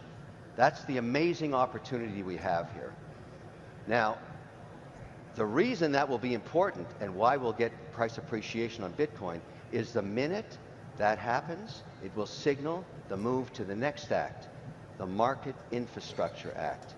And why that matters to everybody in this room is we will finally determine, is Bitcoin a commodity or a security? And when that is determined... I personally think it's neither, but Yeah. Didn't they already say that it's... We already know. They've said Bitcoin is a commodity. Like that's currently how it's treated. I think that's dumb, but whatever. So at this point. What market structure rules is he talking about? Great question. I think Kevin O'Leary's big strength is saying a lot about nothing and making it seem like he's some investing guru thanks to his personality as part of Shark Tank. Like this dude has been a grifter since day one. Yeah. I mean, he got paid $15 million from FTX, so he's probably just getting paid to say whatever he's saying. This stuff. Yeah. He's like literal paid shill. Like, especially when you look into his background and realize that he's always been like, him and Trump are like on the same like timeline. They got famous by basically being part of a reality TV show that created a persona about them that doesn't fucking exist. So, speaking of shills and Tokenized gold. people fucking selling out, Peter Schiff wants to create tokenized gold product. Sure. I guess, sure. Yeah. Knock yourself out. I'm not the world's biggest fan of Peter Schiff, so maybe we'll find someone to defend him on this. But like, this is the guy who thinks that you should own real gold. Like, what are we doing here? I don't get it. This one I thought was just funny as far as meme stock stuff go. Apparently, Tucker Carlson says he does not want to invest in Bitcoin because he believes the CIA created it. I'm just going to listen to this because this sounds like it'll be funny. And nobody can explain to me who Satoshi was, the creator of Bitcoin, this mysterious guy who apparently died, but nobody knows who he was. We don't even know I if grew he up in died. DC primarily in a government family, so CIA. What? Okay. Tucker Carlson thinks that Bitcoin was created by the CIA. Okay. Oh. Then we've got the newest crowd, which thinks that we should buy Bitcoin to pay off the national debt. Oh, God. Yeah, that's really getting to silly towns here. Senator Cynthia Loomis is, I guess, one of the chief proponents of that. Then we had Donald Trump say it at an actual event, and oh boy. Like if God forbid you don't win the election. Future of crypto, what does it look like? Well, I think it's a good future.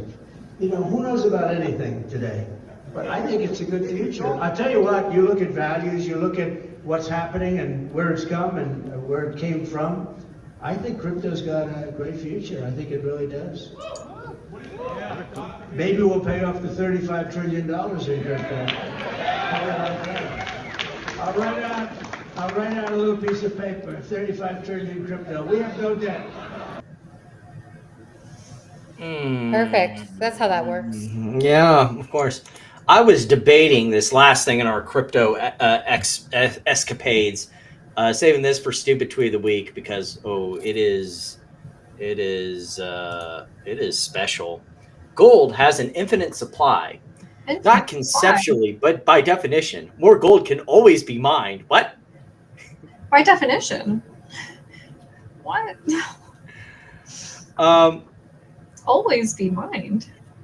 Bitcoin is absolutely finite, not conceptually scarce. Actually, you can just change the code and make it not finite anymore. Like that is a thing. Not conceptually scarce. There's a definite moment in time where there'll be no more Bitcoin unless you change the source code. That makes it the scariest today. I just scarcest.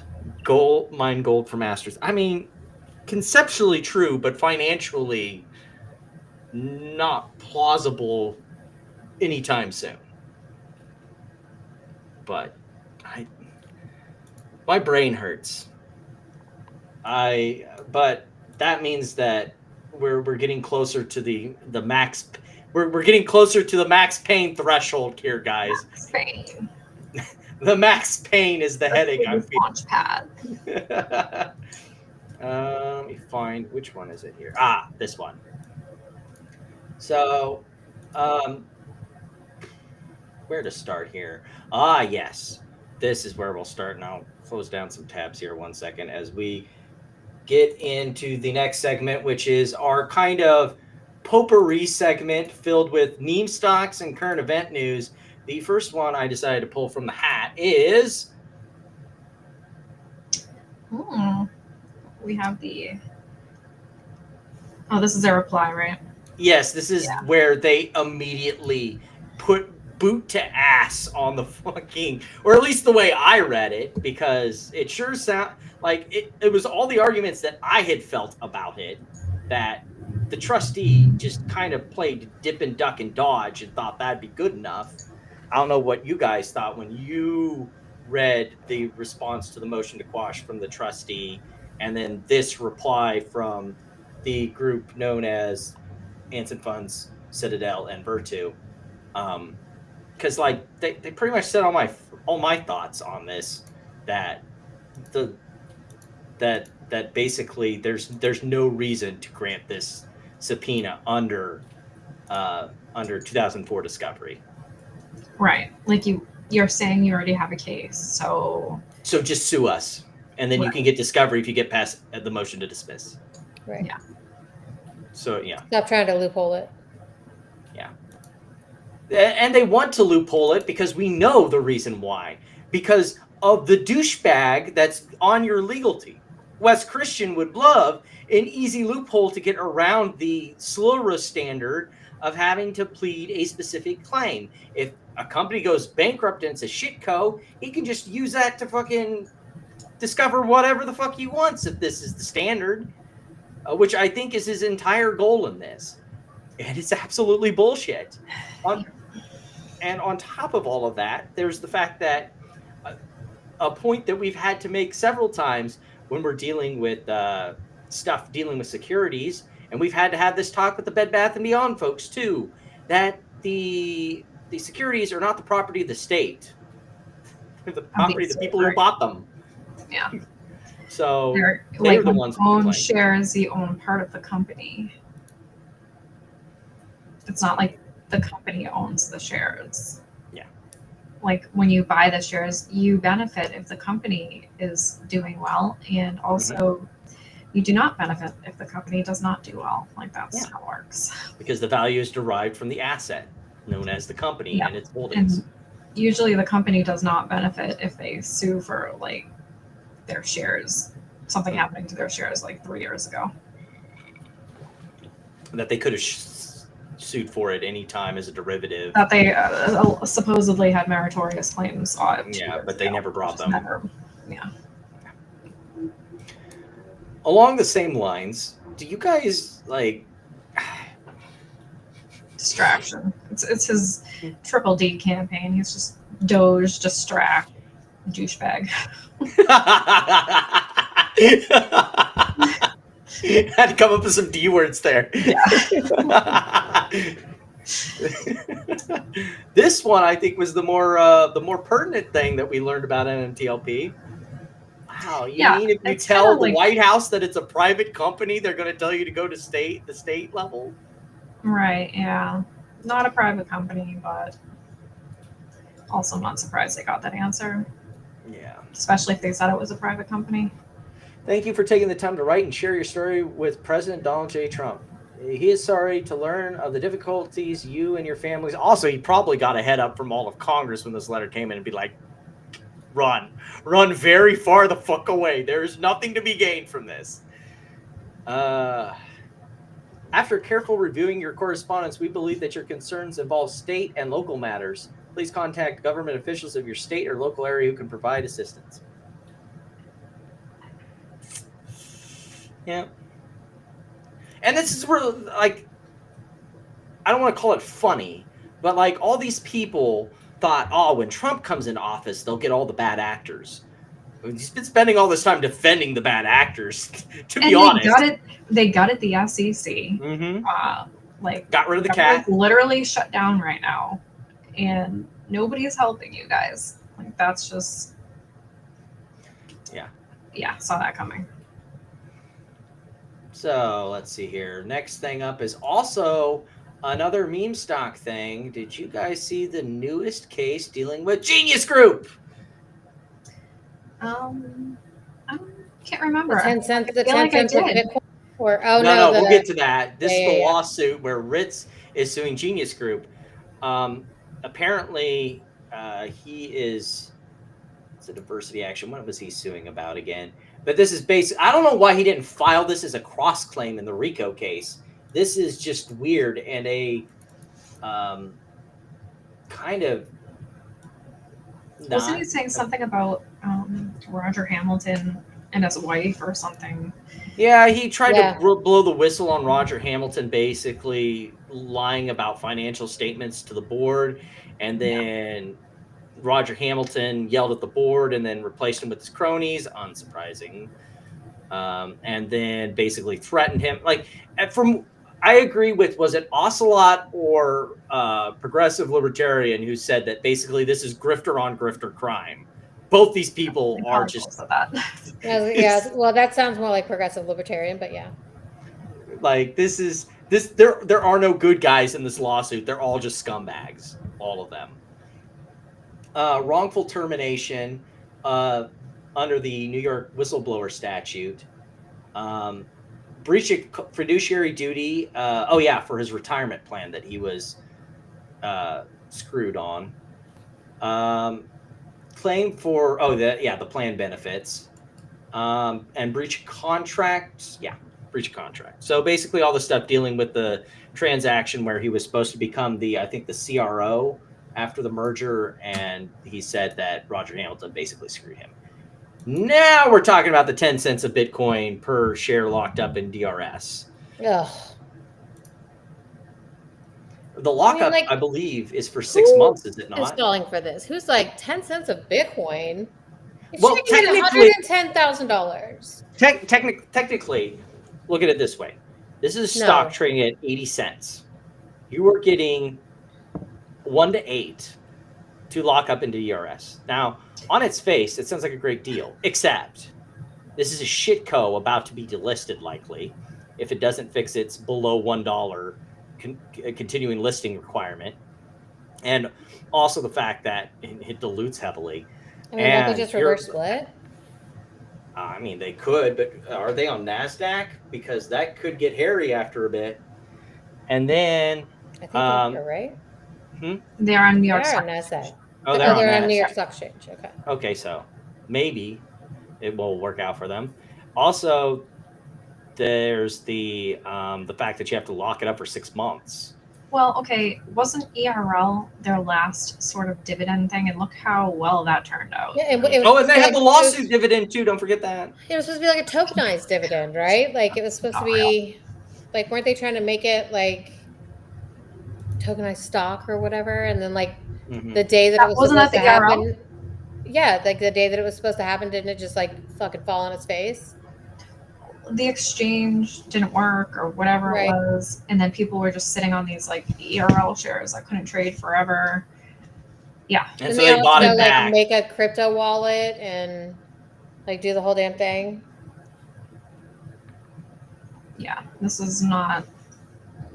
I'm surprised that they can actually treat shareholders that are directly registered different than shareholders that are not directly registered. Yeah, see, that's where I'm thinking that. Okay, there we go. Like giving them priority, yeah. Okay. This giving is why them I love priority. our chat. They are really helpful. Yes. So next up, still in meme stock land. Quantum had one of its co-executive chairmen selling 77,000 shares for a total gain of 1.1 million. Wow. Where is Quantum trading at right now? It's like $14, right? Well below where what's his nuts bought it. I'm still waiting for him to get sued by his investors for that shit. Like, what the fuck? Kevin Malone is such. Oh, it's trading under $14. Last close as of Friday, $13.90. What was like his peak buys? Like $32? Yeah, that was his high. It was over $30. Brilliant. I would say his average was in the high 20s, like 29, 28, from what we know. Have we seen an updated? I mean, like, how do you think he like reports this to his clients? Do you think he like gives them a statement every month, or do you think? Nope, I bet he doesn't. He tells them not to ask questions because he doesn't have time for that shit. Like, you're not looking at your shit, like he bought you into a stock at 32 and it's trading at 14. At what point do you have to, as an investor, be like, and they're like pledging, like, I can't be bothered to talk to you about you investing with me? At what point do you go be like, give me my fucking money, bitch? We'll find out. We have another update on the Bear Trap movie that's definitely happening sometime soon, guys. Totally. It says here, now plans to enter pre-production stage this December, delaying it again. Wow. Like, what is this movie even like? Is this about like his tactic of putting out false press releases? Well, they removed him. No, Kevin it was Malone's supposed not to be part of it about Bed Bath anymore. and Beyond. Oh, he's not? Are you sure? Yeah. Well, at least they removed him officially. Yeah, they from removed him from the page. website. Yeah, I did see that. Yeah. Sure, removed him from the website, but remember on his last, was it on his last? I'll have to check because his last, before the last one for sure, the ADV form definitely had that he was working on this movie. Well, has he updated finally that he doesn't work for GNS anymore or Quantum? Because that used to be on his profile for the longest time after they told him to get lost. Because he kept, after the whole, you guys should Oh yeah, his recommendation. Yeah, He's been that removed really from caused both. a baggy Like stir. he was removed from both board positions. Both. Mm-hmm. Oh, wait, the GNS crypto dividend was supposed to be issued by what's that? Bosted? I don't know what that is. Yeah, I don't. Is that an exchange or? I think so. It was canceled. Crypto exchange. Yeah, didn't the SEC kind of come in and block that? This is what I'm feeling is going to happen. I just feel like that the day that it was supposed to happen, right? Like they were all supposed to like log on and then like attach their crypto wallets and like everything just like either crashed or I don't remember what happened, but it was like the day that it was supposed to happen, and then the day after they were like, nope, done. I think it was because of crypto, like the SEC came in and been like, actually, we don't want any of that. Thanks. That tracks. They should have waited till now. I know, right? They would have given zero fucks. They would have been like, do whatever you want to do, dude. We don't care. We don't care. Guys, did you happen to see about this lawsuit? It's fraud, baby. Oh, we got our two favorite main characters, Ham Portfolio Killer and Christian Bimbo Shaughnessy, talking about a lawsuit. They never go into any depth into it. We also get a Frank Nez article. Great, amazing. Also does not talk about the lawsuit. I even paid for it on Pacer, hoping that these guys would go look at the actual lawsuit and update about it and maybe talk about it since they're so interested about it. No shot. How'd that happen? How do you think that went down? No shot. No shot. Definitely not a shot. Good thing for us, we actually do our homework. Sources. They don't use sources. They use each other. I will say that I am not going to go over this lawsuit right now. I'm going to have to go on to it in depth later. I've glazed over it. It's 106-page complaint. Jesus it's Christ. very thorough. It does have exhibits. Okay.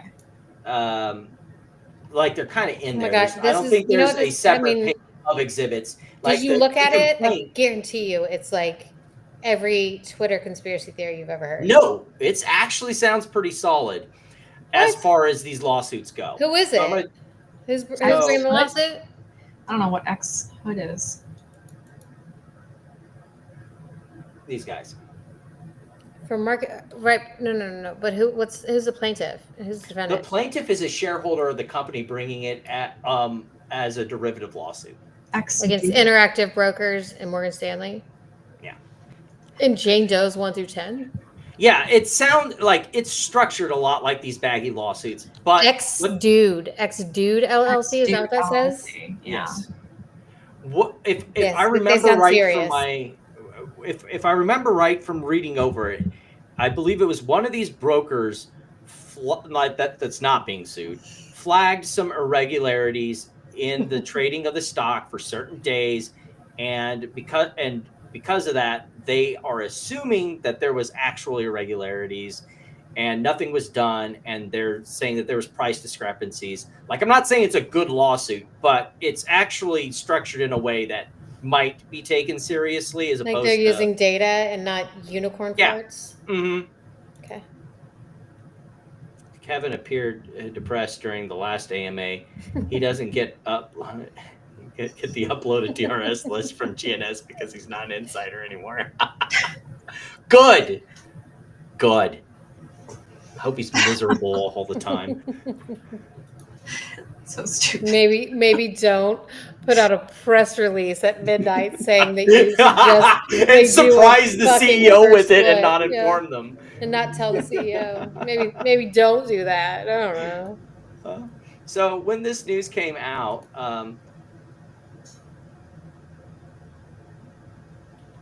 apparently Matt had a confrontation with Christian. You know what's crazy is that like Game Informer asked the same questions, and like they broke down the questions, and I think he was having a back and forth with Fatso Pedro. Like, and he was like actually saying like he was, I don't know, but I can pull up the thread of Game Informer going back and forth, but she blocked him for asking if she gets paid for this. Mm-hmm. Game Informer asked the same thing. Did he get blocked? Not that I know of. Well, I asked her why she posts photoshopped pictures, and she blocked me. You know what's crazy? Like I've like asked her things. I've even quote tweeted her. She doesn't block me. But like anytime that I do, that fat ass Philly guy, Polish dildo. Yeah, he starts posting about me, like on her behalf, I guess. He's white, neck beard, white knights for. Like I don't know why they don't block me. I'm like, I wish you would block me, but they don't. Right. Well, I finally found a way to get Polish dildo to block me. I don't know how that happened, but like a lot of these people that like going after you guys, they hate it when you use their own shit against them and start. He begs me to unblock him. Nasty about them. They run off. Be unblocked. I'm like, you're never getting unblocked, bro. So we have we're gonna get. Oh, what a fucking disaster this was. We'll get to Intel in a second, but Trump's miracle investing decisions are. It's not even that. Is that who posted it first? Was it the New York Times? I think. I can't remember who it was. I think it was Wall Street Journal. Wall Street Journal. They put it out saying it was going to happen, right? Then Besant comes out the next morning and says it's not happening. And then I think sometime later in the afternoon, it comes back around. And then I feel pretty confident that right after that, it was like, no, we're not. We're just in talks or something. I don't know. But the whole cycle of it was ridiculous. Weird. Yeah. Because I remember like it happened at night because the stock shot up in like overnight trading. Mm-hmm. And then they sold off and then they went back up. And like, why fucking with the stock market like that is just, I don't know, pisses me off. You shouldn't do that. Just like you shouldn't come out and tweet about China. 10:30 in the morning. Yeah, the shutdowns have really gotten to. Now this one seems malicious. There's been a lot of malicious targeting that's been done during the shutdown to target specific Trump enemies, especially on the left. And this one seems like it's directly, even though it's shutdown related, seems very directly intent to make Jerome Powell's life annoying. It's because the FOMC is next week. Yeah, and so but like this, I feel like would help them. But I think unless it's bad numbers and payrolls are going down. So but that would really help what them it is. because they really want what it is I think Bowman. But it would hurt his ego. Yeah, I guess. You don't know how this game is played yet. That's clearly. True. Yeah. Well, and if it's information that'll keep them from cutting the rate, he's not going to give it to them. But I think it also happened because like Bowman came out and said like basically they're not affected by the shutdown because they have this data, and they were like yoink. But also like if it's inflation came in cooler than expected, so like they're trying to ensure that they cut the rates next week. Yeah. I mean, the corruption is just like, it's out in the open. Yeah. 100%. 100% out. Crime is legal administration. We've said and that's what's going to happen. That's his whole shtick, right? Like, you just like, it's like, keep doing it until they're immune to it and they'll forget that it's happening. Yep. But nobody's forgetting is the problem. I think a lot of people are forgetting, actually. As long as their 401ks go up, they forget. I don't know about that. Have you seen his approval rating as of recently? It's not looking very happy. We'll see how midterms go if you're right. Because you can be angry about a thing, but there's a difference between being angry and being motivated to change the problem. We'll see how that works out in a year if we make it there. Well, you know what? We've already given $40 billion to Argentina. Why don't we just buy beef from them while we're at it?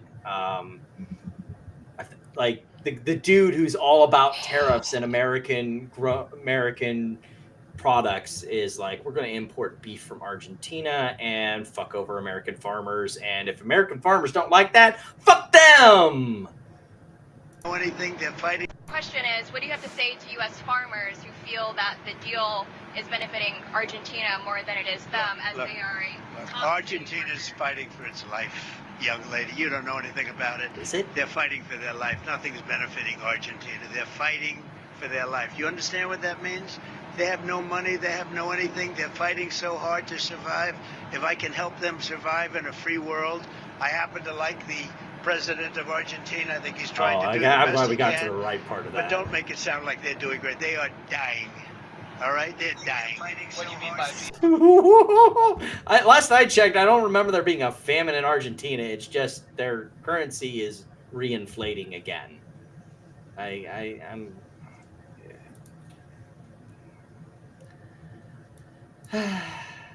We also got a new Canada tariff because of an advertisement, basically over the just clips of Reagan countering Trump's conservatives. So just slap a 10% tariff on Canada. Fuck you.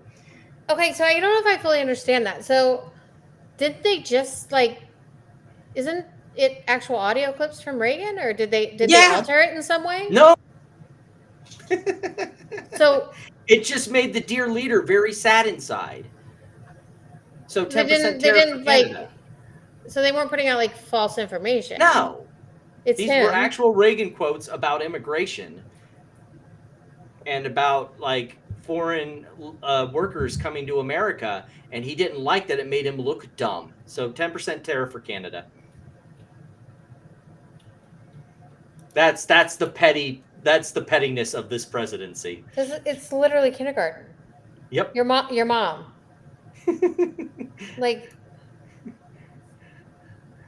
You don't get a set at the cool kids table because you made fun of me Friday. I mean, everything is so much worse than Trump 1.0. I just because there's nobody stopping him from being the jackass he wants to be. Nobody. There are no adults in that room. That's the problem. No, they're encouraging it. Because if they don't, they get fired. Ass kicking They're reaching out to journalists to, I don't know. We do have an update in the discrimination lawsuit with Fannie Mae. We do have a response from Fannie Mae to the, a reply and further support against the motion response on the motion to dismiss and compel arbitration. I sadly think they're going to win this. We know how arbitration is and how easy it is to enforce on people. There may be some arguments there. I would like there to be oral arguments so we could get some idea of what the judge is thinking about this. But otherwise, just in a vacuum, I get the bad vibe feeling that they are going to get to compel arbitration. What's your guys' thoughts? Sorry, what is this? Which one is this? This is the discrimination lawsuit, the Indian employees. Is there an arbitration clause in their employment agreement? Yes. What about the defamation? What about the defamation suit? I don't know. I have not been able to keep up with that because it's on the state level, and it's really hard to find Virginia state records. I don't think that'll be arbitrated. It's probably likely because it's Fannie Mae. Yeah. The other one's also directed at Pulte, so it'd be a lot harder to imply. I mean, even if they didn't, Fannie Mae would probably just settle out of court anyway. Yeah. And they're not going to fight this. It's kind of hard to fight it when your entire plaintiff list is of Indian origin, and it's pretty clear who the target demo was. Yeah. They just don't want us to be able to see anything Of dealing course. with it. We got your standard Bill Pulte moment of doing very public charity work that is just him being a the Lisa Cook thing wore off, so time to donate. So I mean, it didn't like make it all on the headlines and get on Laura Ingraham and Bartiromo. Like, I mean, gonna have to do better than that, Pulte. Sorry. Yeah.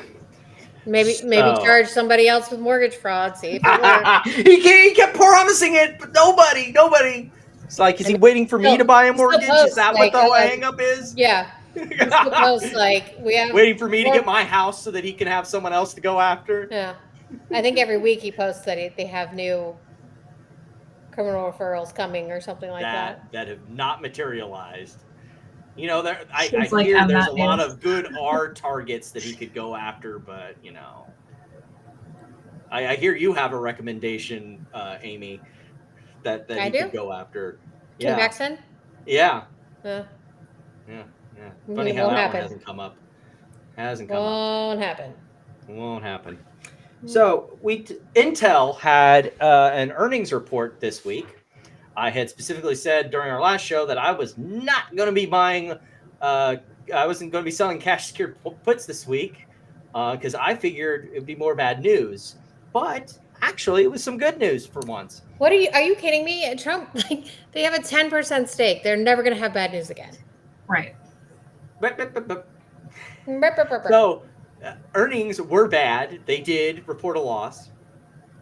But we do have the future news that apparently there are people that are going to be using Intel's fabs now all of a sudden. Yeah, they have pipeline. I mean, OpenAI, they have like it's going to be the same pull forward shit that NVIDIA does. Like, who cares? It's pull forward shit because if you actually listen, they reported on their pipeline. So we do have some information on that. I will just give it a quarter. Then they're gonna invest in some other data center provider. They're not investing in any chips. And then they're gonna no. That's not what's going on. Wait for the circular financing. That's not what's going on here, as far as we know. It's just that this deal, if I understand it, does make sense because AMD does use the same architecture that Intel does. Right. AMD licensed the x86 architecture from Intel. So it makes sense that AMD wants to use Intel's fabs. So let's let GamersNext kind of go over that. AMD.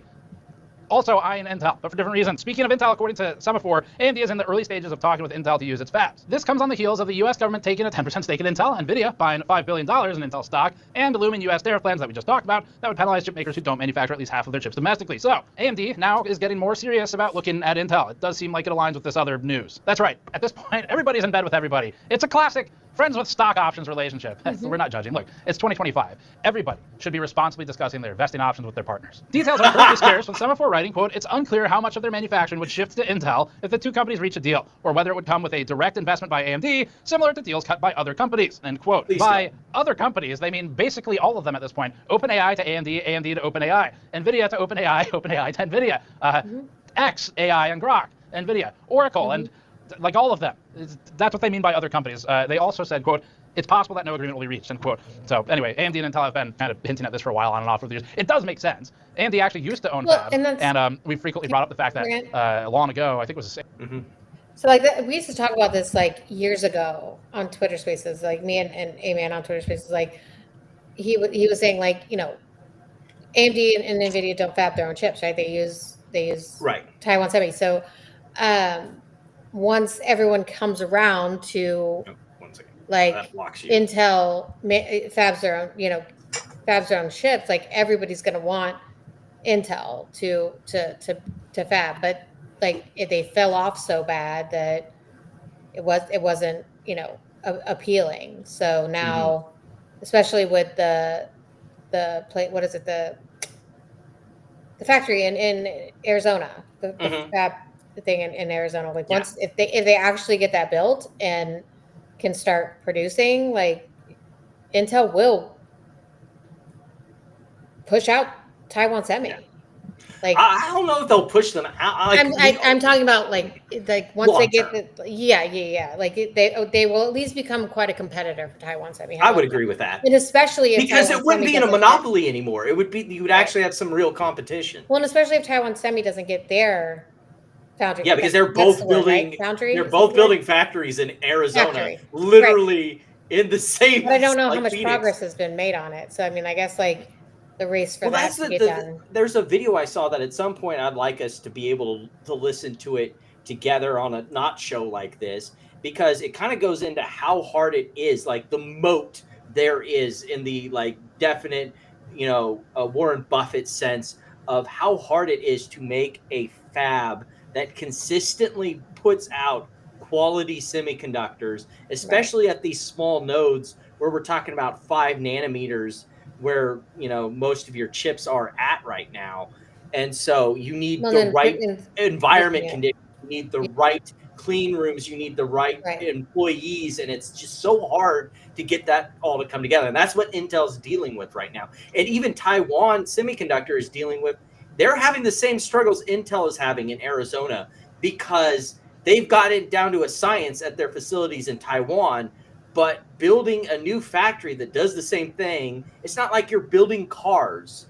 This is very, very difficult stuff to manufacture. And I think cost is going to be remains to be seen as well, because I'm sure Taiwan Semiconductor's doing it for much cheaper than probably get it done in America. But it's going to be, so that'll be interesting. That's going to be an interesting race to watch. I hope this from Spider is not correct. Intel was pulled from the Dow, so politicians can load up for cheat. I think Intel will go back to the Dow. That's fine with me if it does. The other part of that is what I'm concerned about. And they will start giving a dividend again. I don't want Intel to give a dividend again. I don't. As a tech company, I wish they do not, because they need to use that money to keep up with the Joneses. It's kind of ridiculous right now. Spend that money reinvesting back into the product you're producing, especially now where you're starting to get competitive in the GPU space. You're lagging behind in the CPU space and need to catch up with AMD. You've got a project that you're clearly planning on working on with NVIDIA to build some SoC project for data centers, and you're planning on building out your fab, which is going to be expensive as you build out these factories and go through the process of perfecting your production line. So no, I sincerely hope that Intel does not, anytime in the near future, in fact, potentially any time during my lifetime, offer a dividend again. They cannot afford to be competitive. Stop it. If there is anyone at Intel's corporate office thinking about offering a dividend, ever offering a dividend, hear me now. Stop. Don't. Just don't.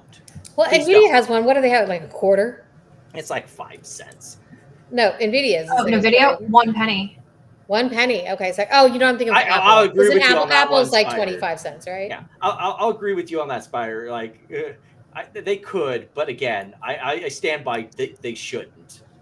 They should not. I think it's Apple's that's a quarter, right? Yeah. But like that's tech companies that do give dividends. They're really small. Like, what was Intel's when it was giving? It was like 45 cents a share or something like that. 50. Maybe I'm wrong there, but that seems about right. Oh my goodness, where were we? Yes.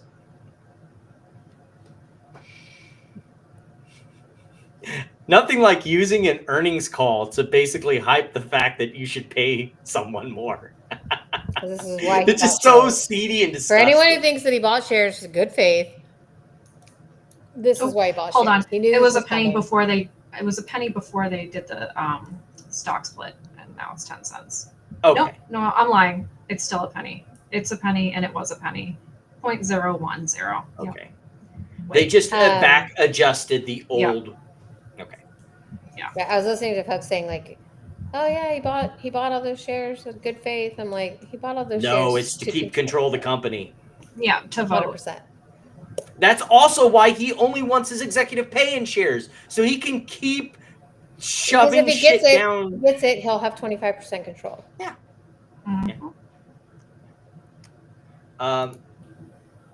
Which I'm sure he'll get it. We also have some people. I think I was going to go over this last week, but I didn't.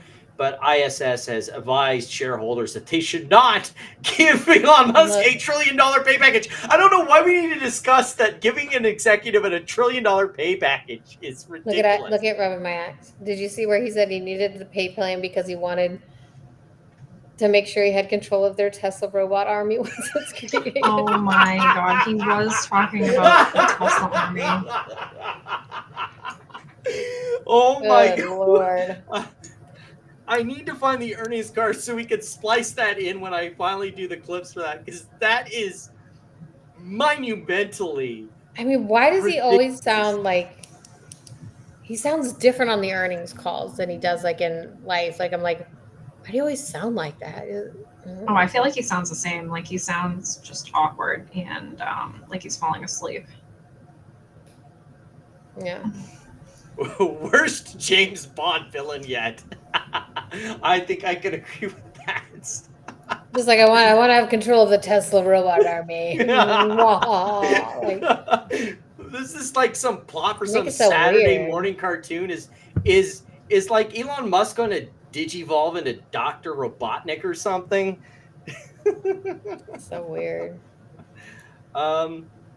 What about Intel doing a warrant dividend? Stop. Do not bring that. No. Do not bring that on. No. Do not bring that crazy to my doorstep. No. Stop. Bad. Bad. So we have reached very well for BBYQ. We've reached the part of the show in which Platinum will be our supervising representative for GameStop shareholders. Again? This will not be, I don't think this will be tech support, but this will definitely be one of those well,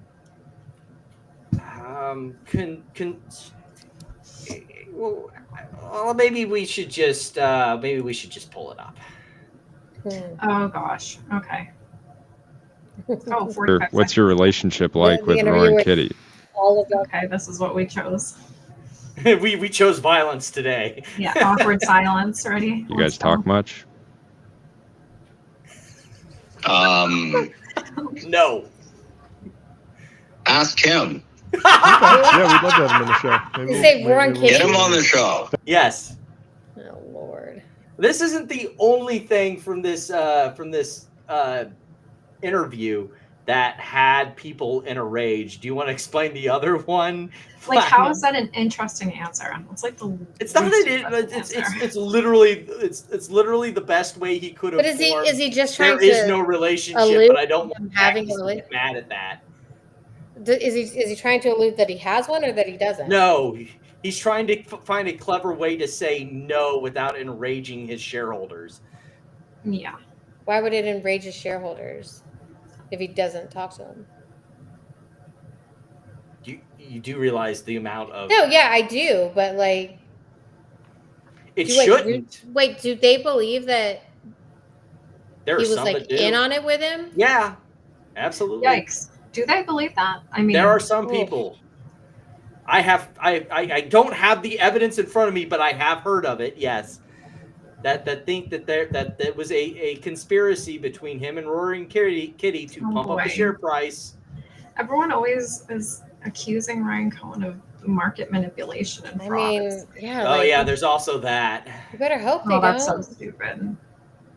Like, because Greg challenged him to a Mario Kart match, or did you see Grok saying that he was the Greg account? Yes. Everyone's hallucinating. I was like, what? Oh What's my happening? goodness. Oh. Well, and then I was sending it, like I was like, what? Am I being like punked right now by Gronk? Yes. Like, what's happening? Yeah, that's pretty regular. A lot of people get punked by Gronk. Mm-hmm. So there was the other one that people got really tense about, and it was the centuries and decades. Was that the quote? Am I getting that right? As to investing in GameStop? Yeah. Like, can you elaborate on that? Because I couldn't find the clip of it. He said something about like they don't want day traders. Yes, that was the other that pissed them off. Yeah. Yeah. Thank you for catching that one because I had totally forgot about that. But that's pretty much what he said. There was, and I don't blame him. It's like if you're investing like long term in this, like we don't. I mean, he's already been investing long term, yeah. so. Well, that's what I'm saying is like he wants people like him. I think is what he's trying to say. Like he doesn't want these people who are just here for a MOAS or for day trading or short squeezes or no. I want serious investors who are on the program. He wants the Morances of the world. So I have this nice slideshow here. A bunch of people at. How's that not good? What was the original? Oh, we don't want day traders. Like, how's that not good? Do you think they have a bad relationship? What did Ryan mean when he said we don't want day traders? We as in Kitty and him, or we as in the board of the company or the common shareholders? No, I think we as in just him. I mean, not really though. He held it. I mean, his intent wasn't to day trade Bed Bath and Beyond, I think, but he did because the opportunity presented itself. He tried to, like, he wrote a letter to the board. He got 3 people on the board. Like, he wasn't day trading. Yeah, and then the earnings were awful, and so. And they weren't listening to him, so he was like, "Deuces." Yeah, I'm out of here. They weren't taking any of his suggestions anyway. He said, "Centuries, God fucking damn it, we don't have that kind of time." Yeah, so many people are crashing out about that. I think he was trying to be funny, and I don't think people. Yeah, he's like, I don't know. He's got a weird sense of humor. He does have a weird sense of humor, and he's Canadian, so I don't know. He's a little special, I guess. I don't know. Canadians are special. Platinum 2025. Well, just the way he talks is like, it's like Canadian and like Californian kind of. He sounds, even though he lives in Florida. Yeah. This was kind of yeah. That's a little extreme. I don't understand why anyone like felt that bad about what he was talking about.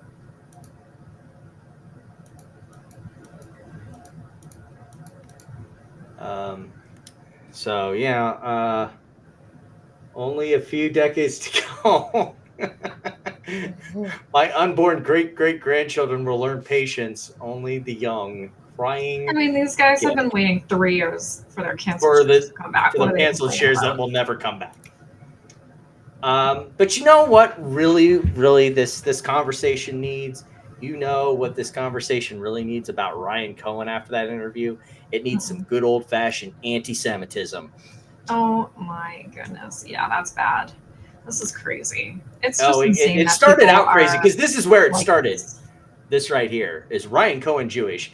Immediately when someone asks that question, I shouldn't be concerned where the conversation is going, but every time that question comes up, it leads to very concerning places, and I have not been wrong about my quizzical concern every time it's come up.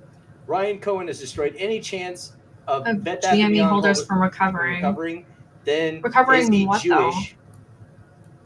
I guess from top ticking the fucking ridiculousness. Which top tick and how, like, that he wasn't even a part of that. So there are only 15.8 million Jewish people in the world. Why do they account for 50% of, like, what does that even have to do with this conversation? And then once GME people realize a Jew, Ryan Cohen, fucked them 7 times with delusion, for his Jewish bankers, we will finally finally part ways. I'm never deleting this app. I know, right? I responded to that with the best time for you to delete this tweet was directly after you posted it. Yeah. And he did delete it. Yeah, good, because that is insane that somebody would actually go that far, post it publicly, and then be like, yeah, that's the one I wanted to. It's amazing how many of these people are starting to just kind of have the mask off moment. It's really crazy. Speaking of that, we're going to have a bit of a detour here. Give me 1 second. I got to find something real quick. Because there's something I want to talk about with you guys that I thought was absolutely hilarious. Let me see if I can get there first. I've got to backdoor it. Open in browser. Yes. Yes. Where are we going? We're going fun places. I'm not going to play any audio from this. But speaking of mask off moments, we have Adam King, also known on Twitter as Awesome Jew. Wasn't clear who he is. And known conspiracy, quasi neo-Nazi Michael, having a 3-hour flippin' debate for reasons I don't know. Like, why is he even wasting time with this clown over here? Confuses me to no end. This is right about the time that the entire Jewish community is going all bats to Ian Carroll for good reason, because he's just been Tim. He's not been particularly silent nor subtle about his particular beliefs. And I would like to say watch it because it's funny, but it's Michael and it's boring as fuck. I couldn't even get through 5 minutes of it. And then he made a clip on his page. Let me see if I can find it. Yeah, this one here, where he basically, they're talking about the Temple Mount, I think. The whole situation, is this? Oh, yeah, it's this one here, where he's literally zooming in on Adam King this whole time, like slowly through the video, in this weird kind of awkward thing where the clear implication is, see, this is what they really believe. And it's just like, yeah. Does the other guy know he's doing that? Well, he does it as a post edit that he's made as a video here. So I'm going to guess creepy. No. But is that as bad as Candace Owens? Probably I'm going to guess it's Michael. But again, he's boring as fuck. Sending through his stuff is like trying to eat day-old soggy oatmeal. It's just bad. It's like, I don't know. It's just, you're better off not watching it. It's Michael. Don't give him the view. Problem. I downloaded it specifically so if I wanted to use it later, I wouldn't give him the view. So just don't. This one is kind of more customer support related. So this guy called Fidelity about DRSing his warrants, which is apparently a thing you can do. The warrants are DRSable. And this is his journey going back and forth of, are they not? And all sorts of just following me, let me know that my transfer failed. I caught him knowing what today. He got, oh yeah, there's apparently something with the warrants because GameStop didn't register them correctly, that they're technically DSR, that you can DRS the warrants, but it's complicated because of the way GameStop did it, is the long and short of this. Okay. I don't know. It feels like everyone's kind of blaming everyone else. And also, what is the point of DRSing warrants? I don't know. That's a great question. Next question. Yeah. This one, I know I wanted to save it for this section because while it does have a lot more to do with the Beyond Meat community, I think it kind of belongs here. I posted this to Twitter after I saw this on Meltdown. I was like, here is how desperate the Beyond Meat community is after the stock collapsed to try and gen up some sort of. And I love the at the end here. If he's in, I'm in. Tweet already deleted. As if like people are just gonna fall for that. Like, right? Like somehow it got 65,000 likes and then deleted. And no one else noticed. And that's the only person who has a picture. And I'm like, great. Oh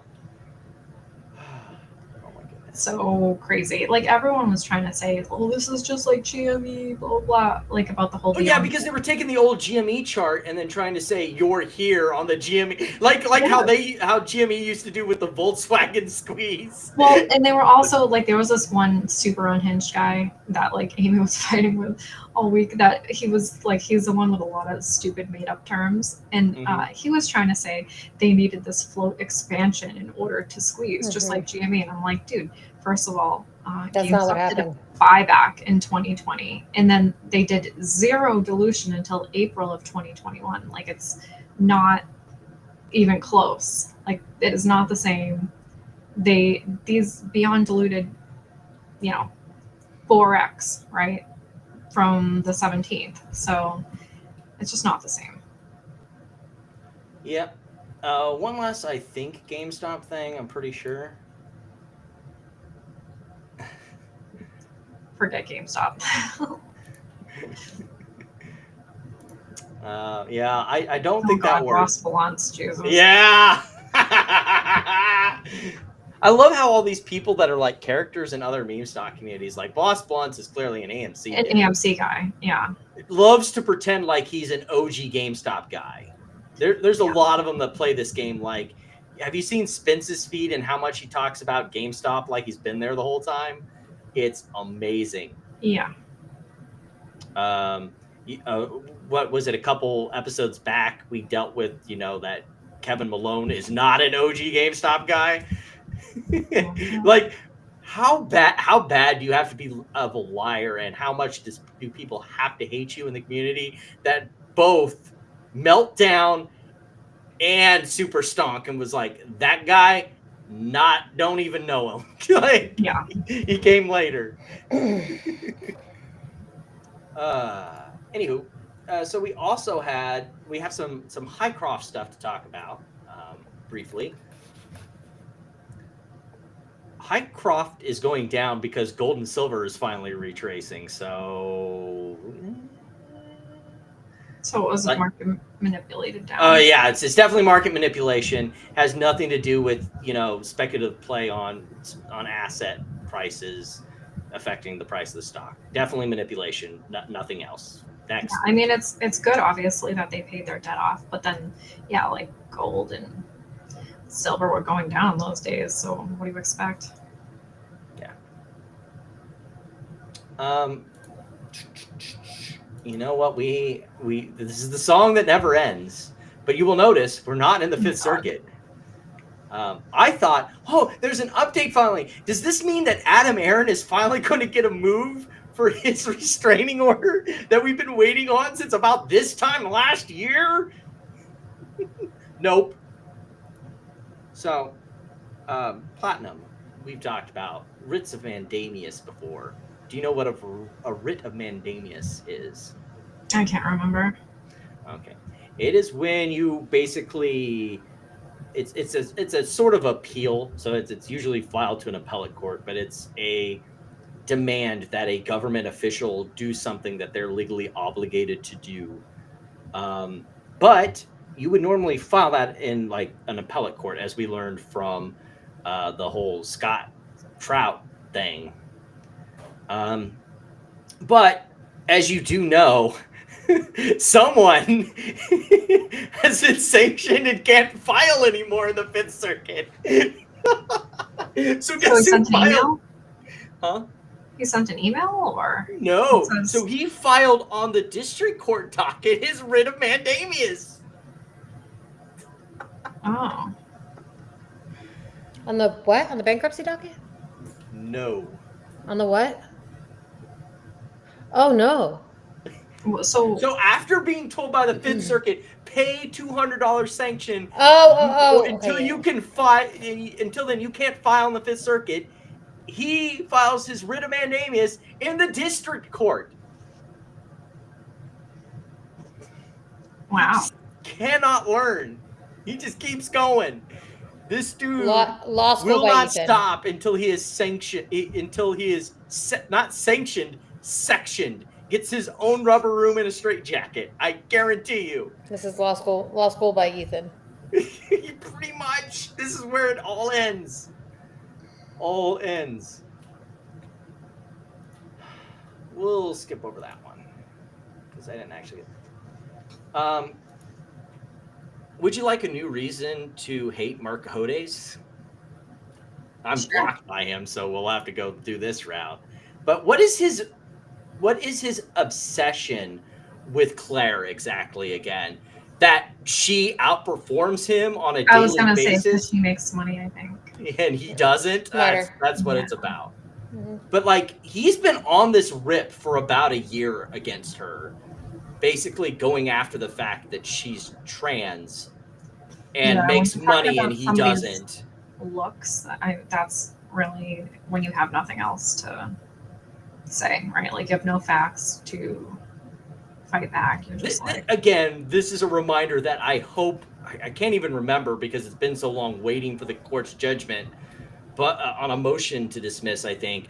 But like, I sincerely hope, Holbrook Holdings. I sincerely hope in that defamation lawsuit they take every last penny from this fucker, and that's the end of Mark Hodes, because he's just proven over these past couple of years that he's a giant fucking piece of shit and just needs to go away. Oh my goodness. Ooh, here we go. oh yeah, volatility squeeze. Okay, this is dumb. This is dumber. So, like, first of all, before we get into this video, you can't see even what this chart is fucking about. You can't see where the lines are and what these dots fucking mean. I know he knows how to screen cap. He has used OBS for his fucking shitty YouTube videos that he talks over in the driest, most boring fucking voice that anyone with the age of 60 could produce. But instead, like the boomer he fucking is, he is doing a screen cap of his, I guess, Bloomberg terminal from his fucking phone. He doesn't have a Bloomberg terminal. Or whatever equivalent the knockoff version of Bloomberg is, or whatever. But He's taking a picture of his chart with his phone when he could use a real screen capture device on his fucking computer or whatever.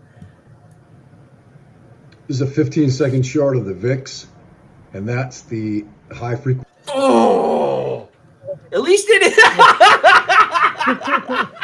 Like he's putting it like this so you can't see his face. Look, first of all, 15 seconds.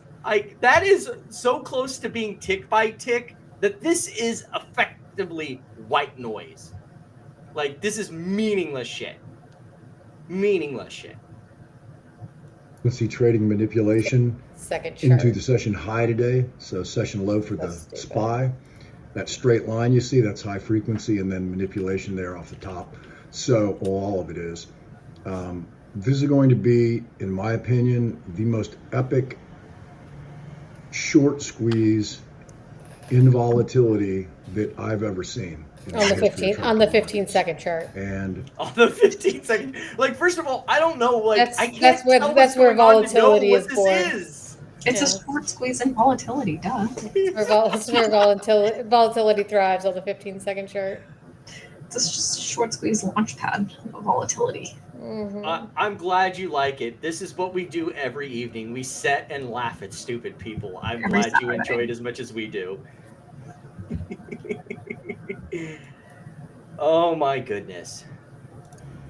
Based on history. What does he charge monthly for? At least 3 funds. $50 to $100 a month. Leonard Nimoy, or what's it called? A Nimoy? I always think Leonard Nimoy because I think it's called like it's like a Nimoy chart. Yeah. It's some sort of TA nonsense. What does he trade for Spock? $50 to $100 a month. And people are paying $1,000 a year. Have you ever looked at the reviews on it? They're hilarious. Okay, next episode, you need to come with those. All of You haven't looked at this? No, I have not. Oh, there are public reviews of his vibration. I've just noticed that sometimes when he's been busy trying to chirp at me, some of the people that buy his algorithm nonsense have come into the comments to be like, why are you fucking around with people on Twitter when my algorithm thing that I'm paying $50 to $100 for doesn't fucking work? I mean, do you want to pull the reviews? They're great. Not Sure. right now. Okay. It's late. Oh yeah, it is. It is. Yeah. Platinum's like, no. But next show. Next show. Have it ready. Yeah. Okay. Yeah. We'll have a whole segment. See the reviews. They're great. All right. Awesome. Yeah, Yes. he was pumping Mullen for years, so that really. That's the funny part. It was It's pumping like- Mullen like at Forever. close the day before it went to the OTC. Yes. And then he was like, "I'm going dark on Twitter. Trading at a Twitter's Yeah, useless." I know, right? He tried Yeah. to hide from it. It's picked Oh up my his goodness. vibration model. Okay, I tried to get this out of you, I think, earlier in the week. Which do you think is the worst to pay for? Oritex or Scam Investors Oh, algorithm? Investor by far. Probably. All right. All right. Well, Ortex is, I mean, the cheapest plan is like, like $44 a quarter, so that's not so bad. It has $500. Oh, a quarter. Well, yeah, that's yeah. Okay. So, we're I ready used for to pay for stupid oh, no, tweet not, of the I'm week. sorry. That's Fintel. I thought I was thinking of. I'm not sure how much Ortex is. Okay. So we're ready for stupid tweet of the week. Okay. Yep. Spidey, you'll have to check next week. We'll go through it all. I have to do a screenshot on mine because That's totally fine. do you want me to just send it to you? It's easier than trying to figure out how to do it. Yeah, give me 1 second. Send it on Discord. Yeah.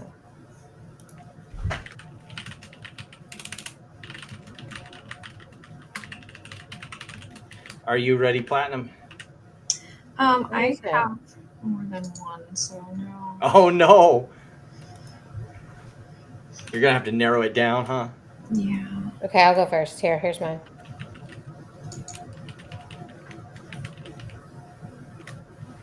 Oh boy.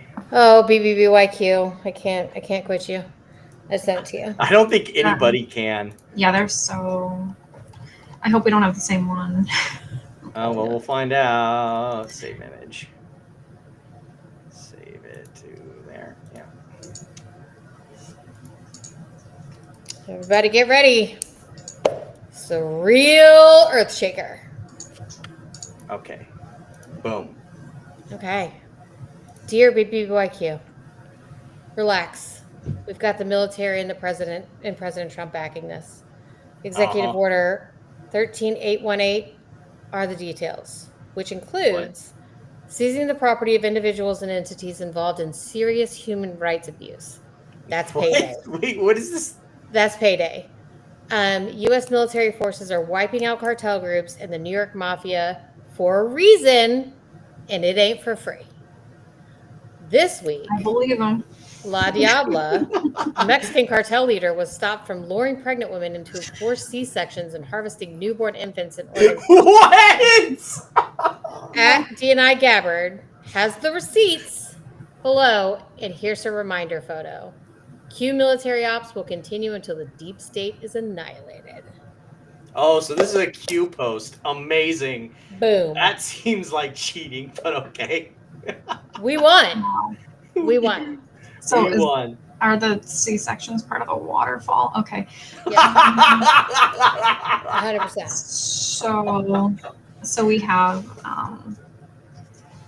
BBBYQ is nearing the finish line. Don't sleep. Hold on. Don't sleep on the payday is coming from serious human rights abuse. Don't sleep on that. That's money in the bank, sister. Blood money.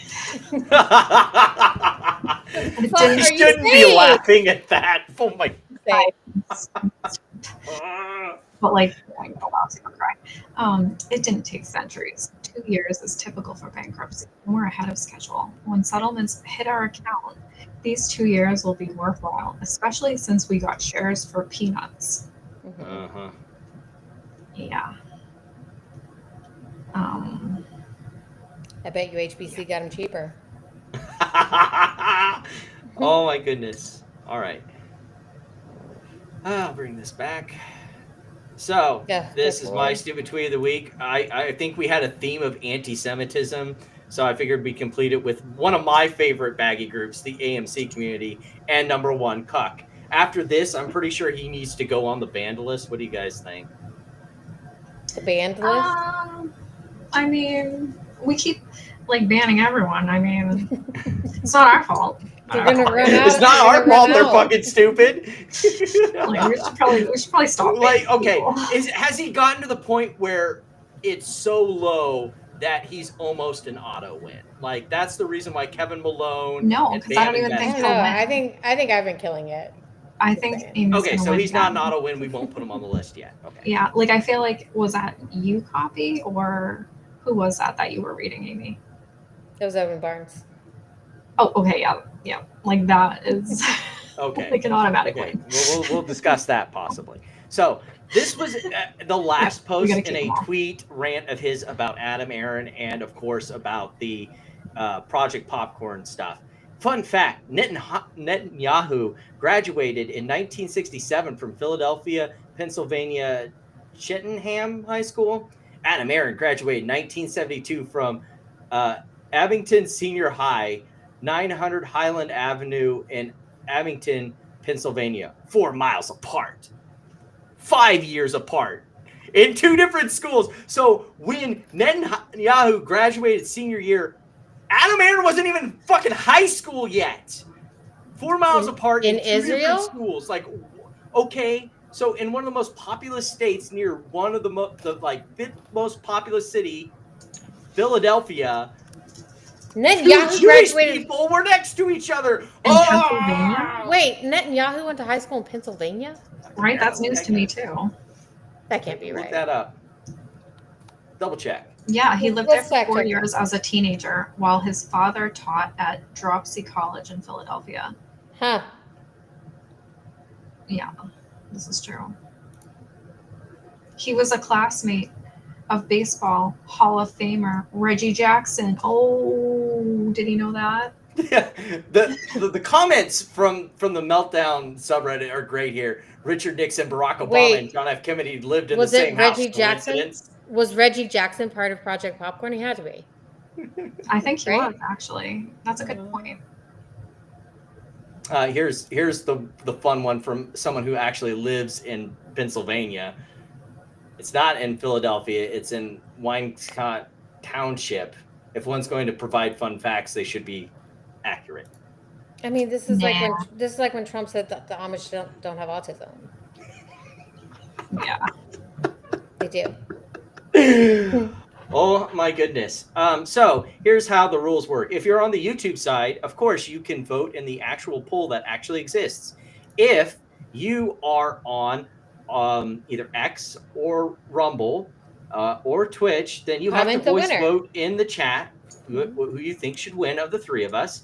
And as per normal rules, that there is a tiebreaker. Twitch is our ape voters, and they break any tie. I knew that was gonna happen. Yeah, I kind of had a feeling that once once Amy started reading it off, I'm just like, yeah, I can feel the brain cells dying. Amy's won. I'm on the hot streak, baby. I'm on the hot streak. It took until the C-sections before I was like, yeah, she's definitely winning.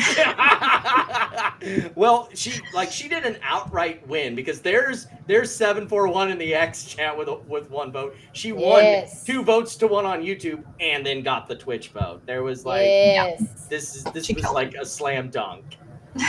Oh my goodness. That was dumb. I did not have enough alcohol for that one. I mean, in parentheses, right? That's payday.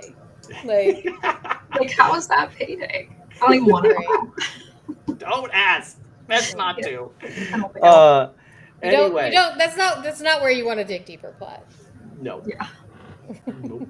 So I'll just trust that. Any final thoughts from you guys as we wrap things up?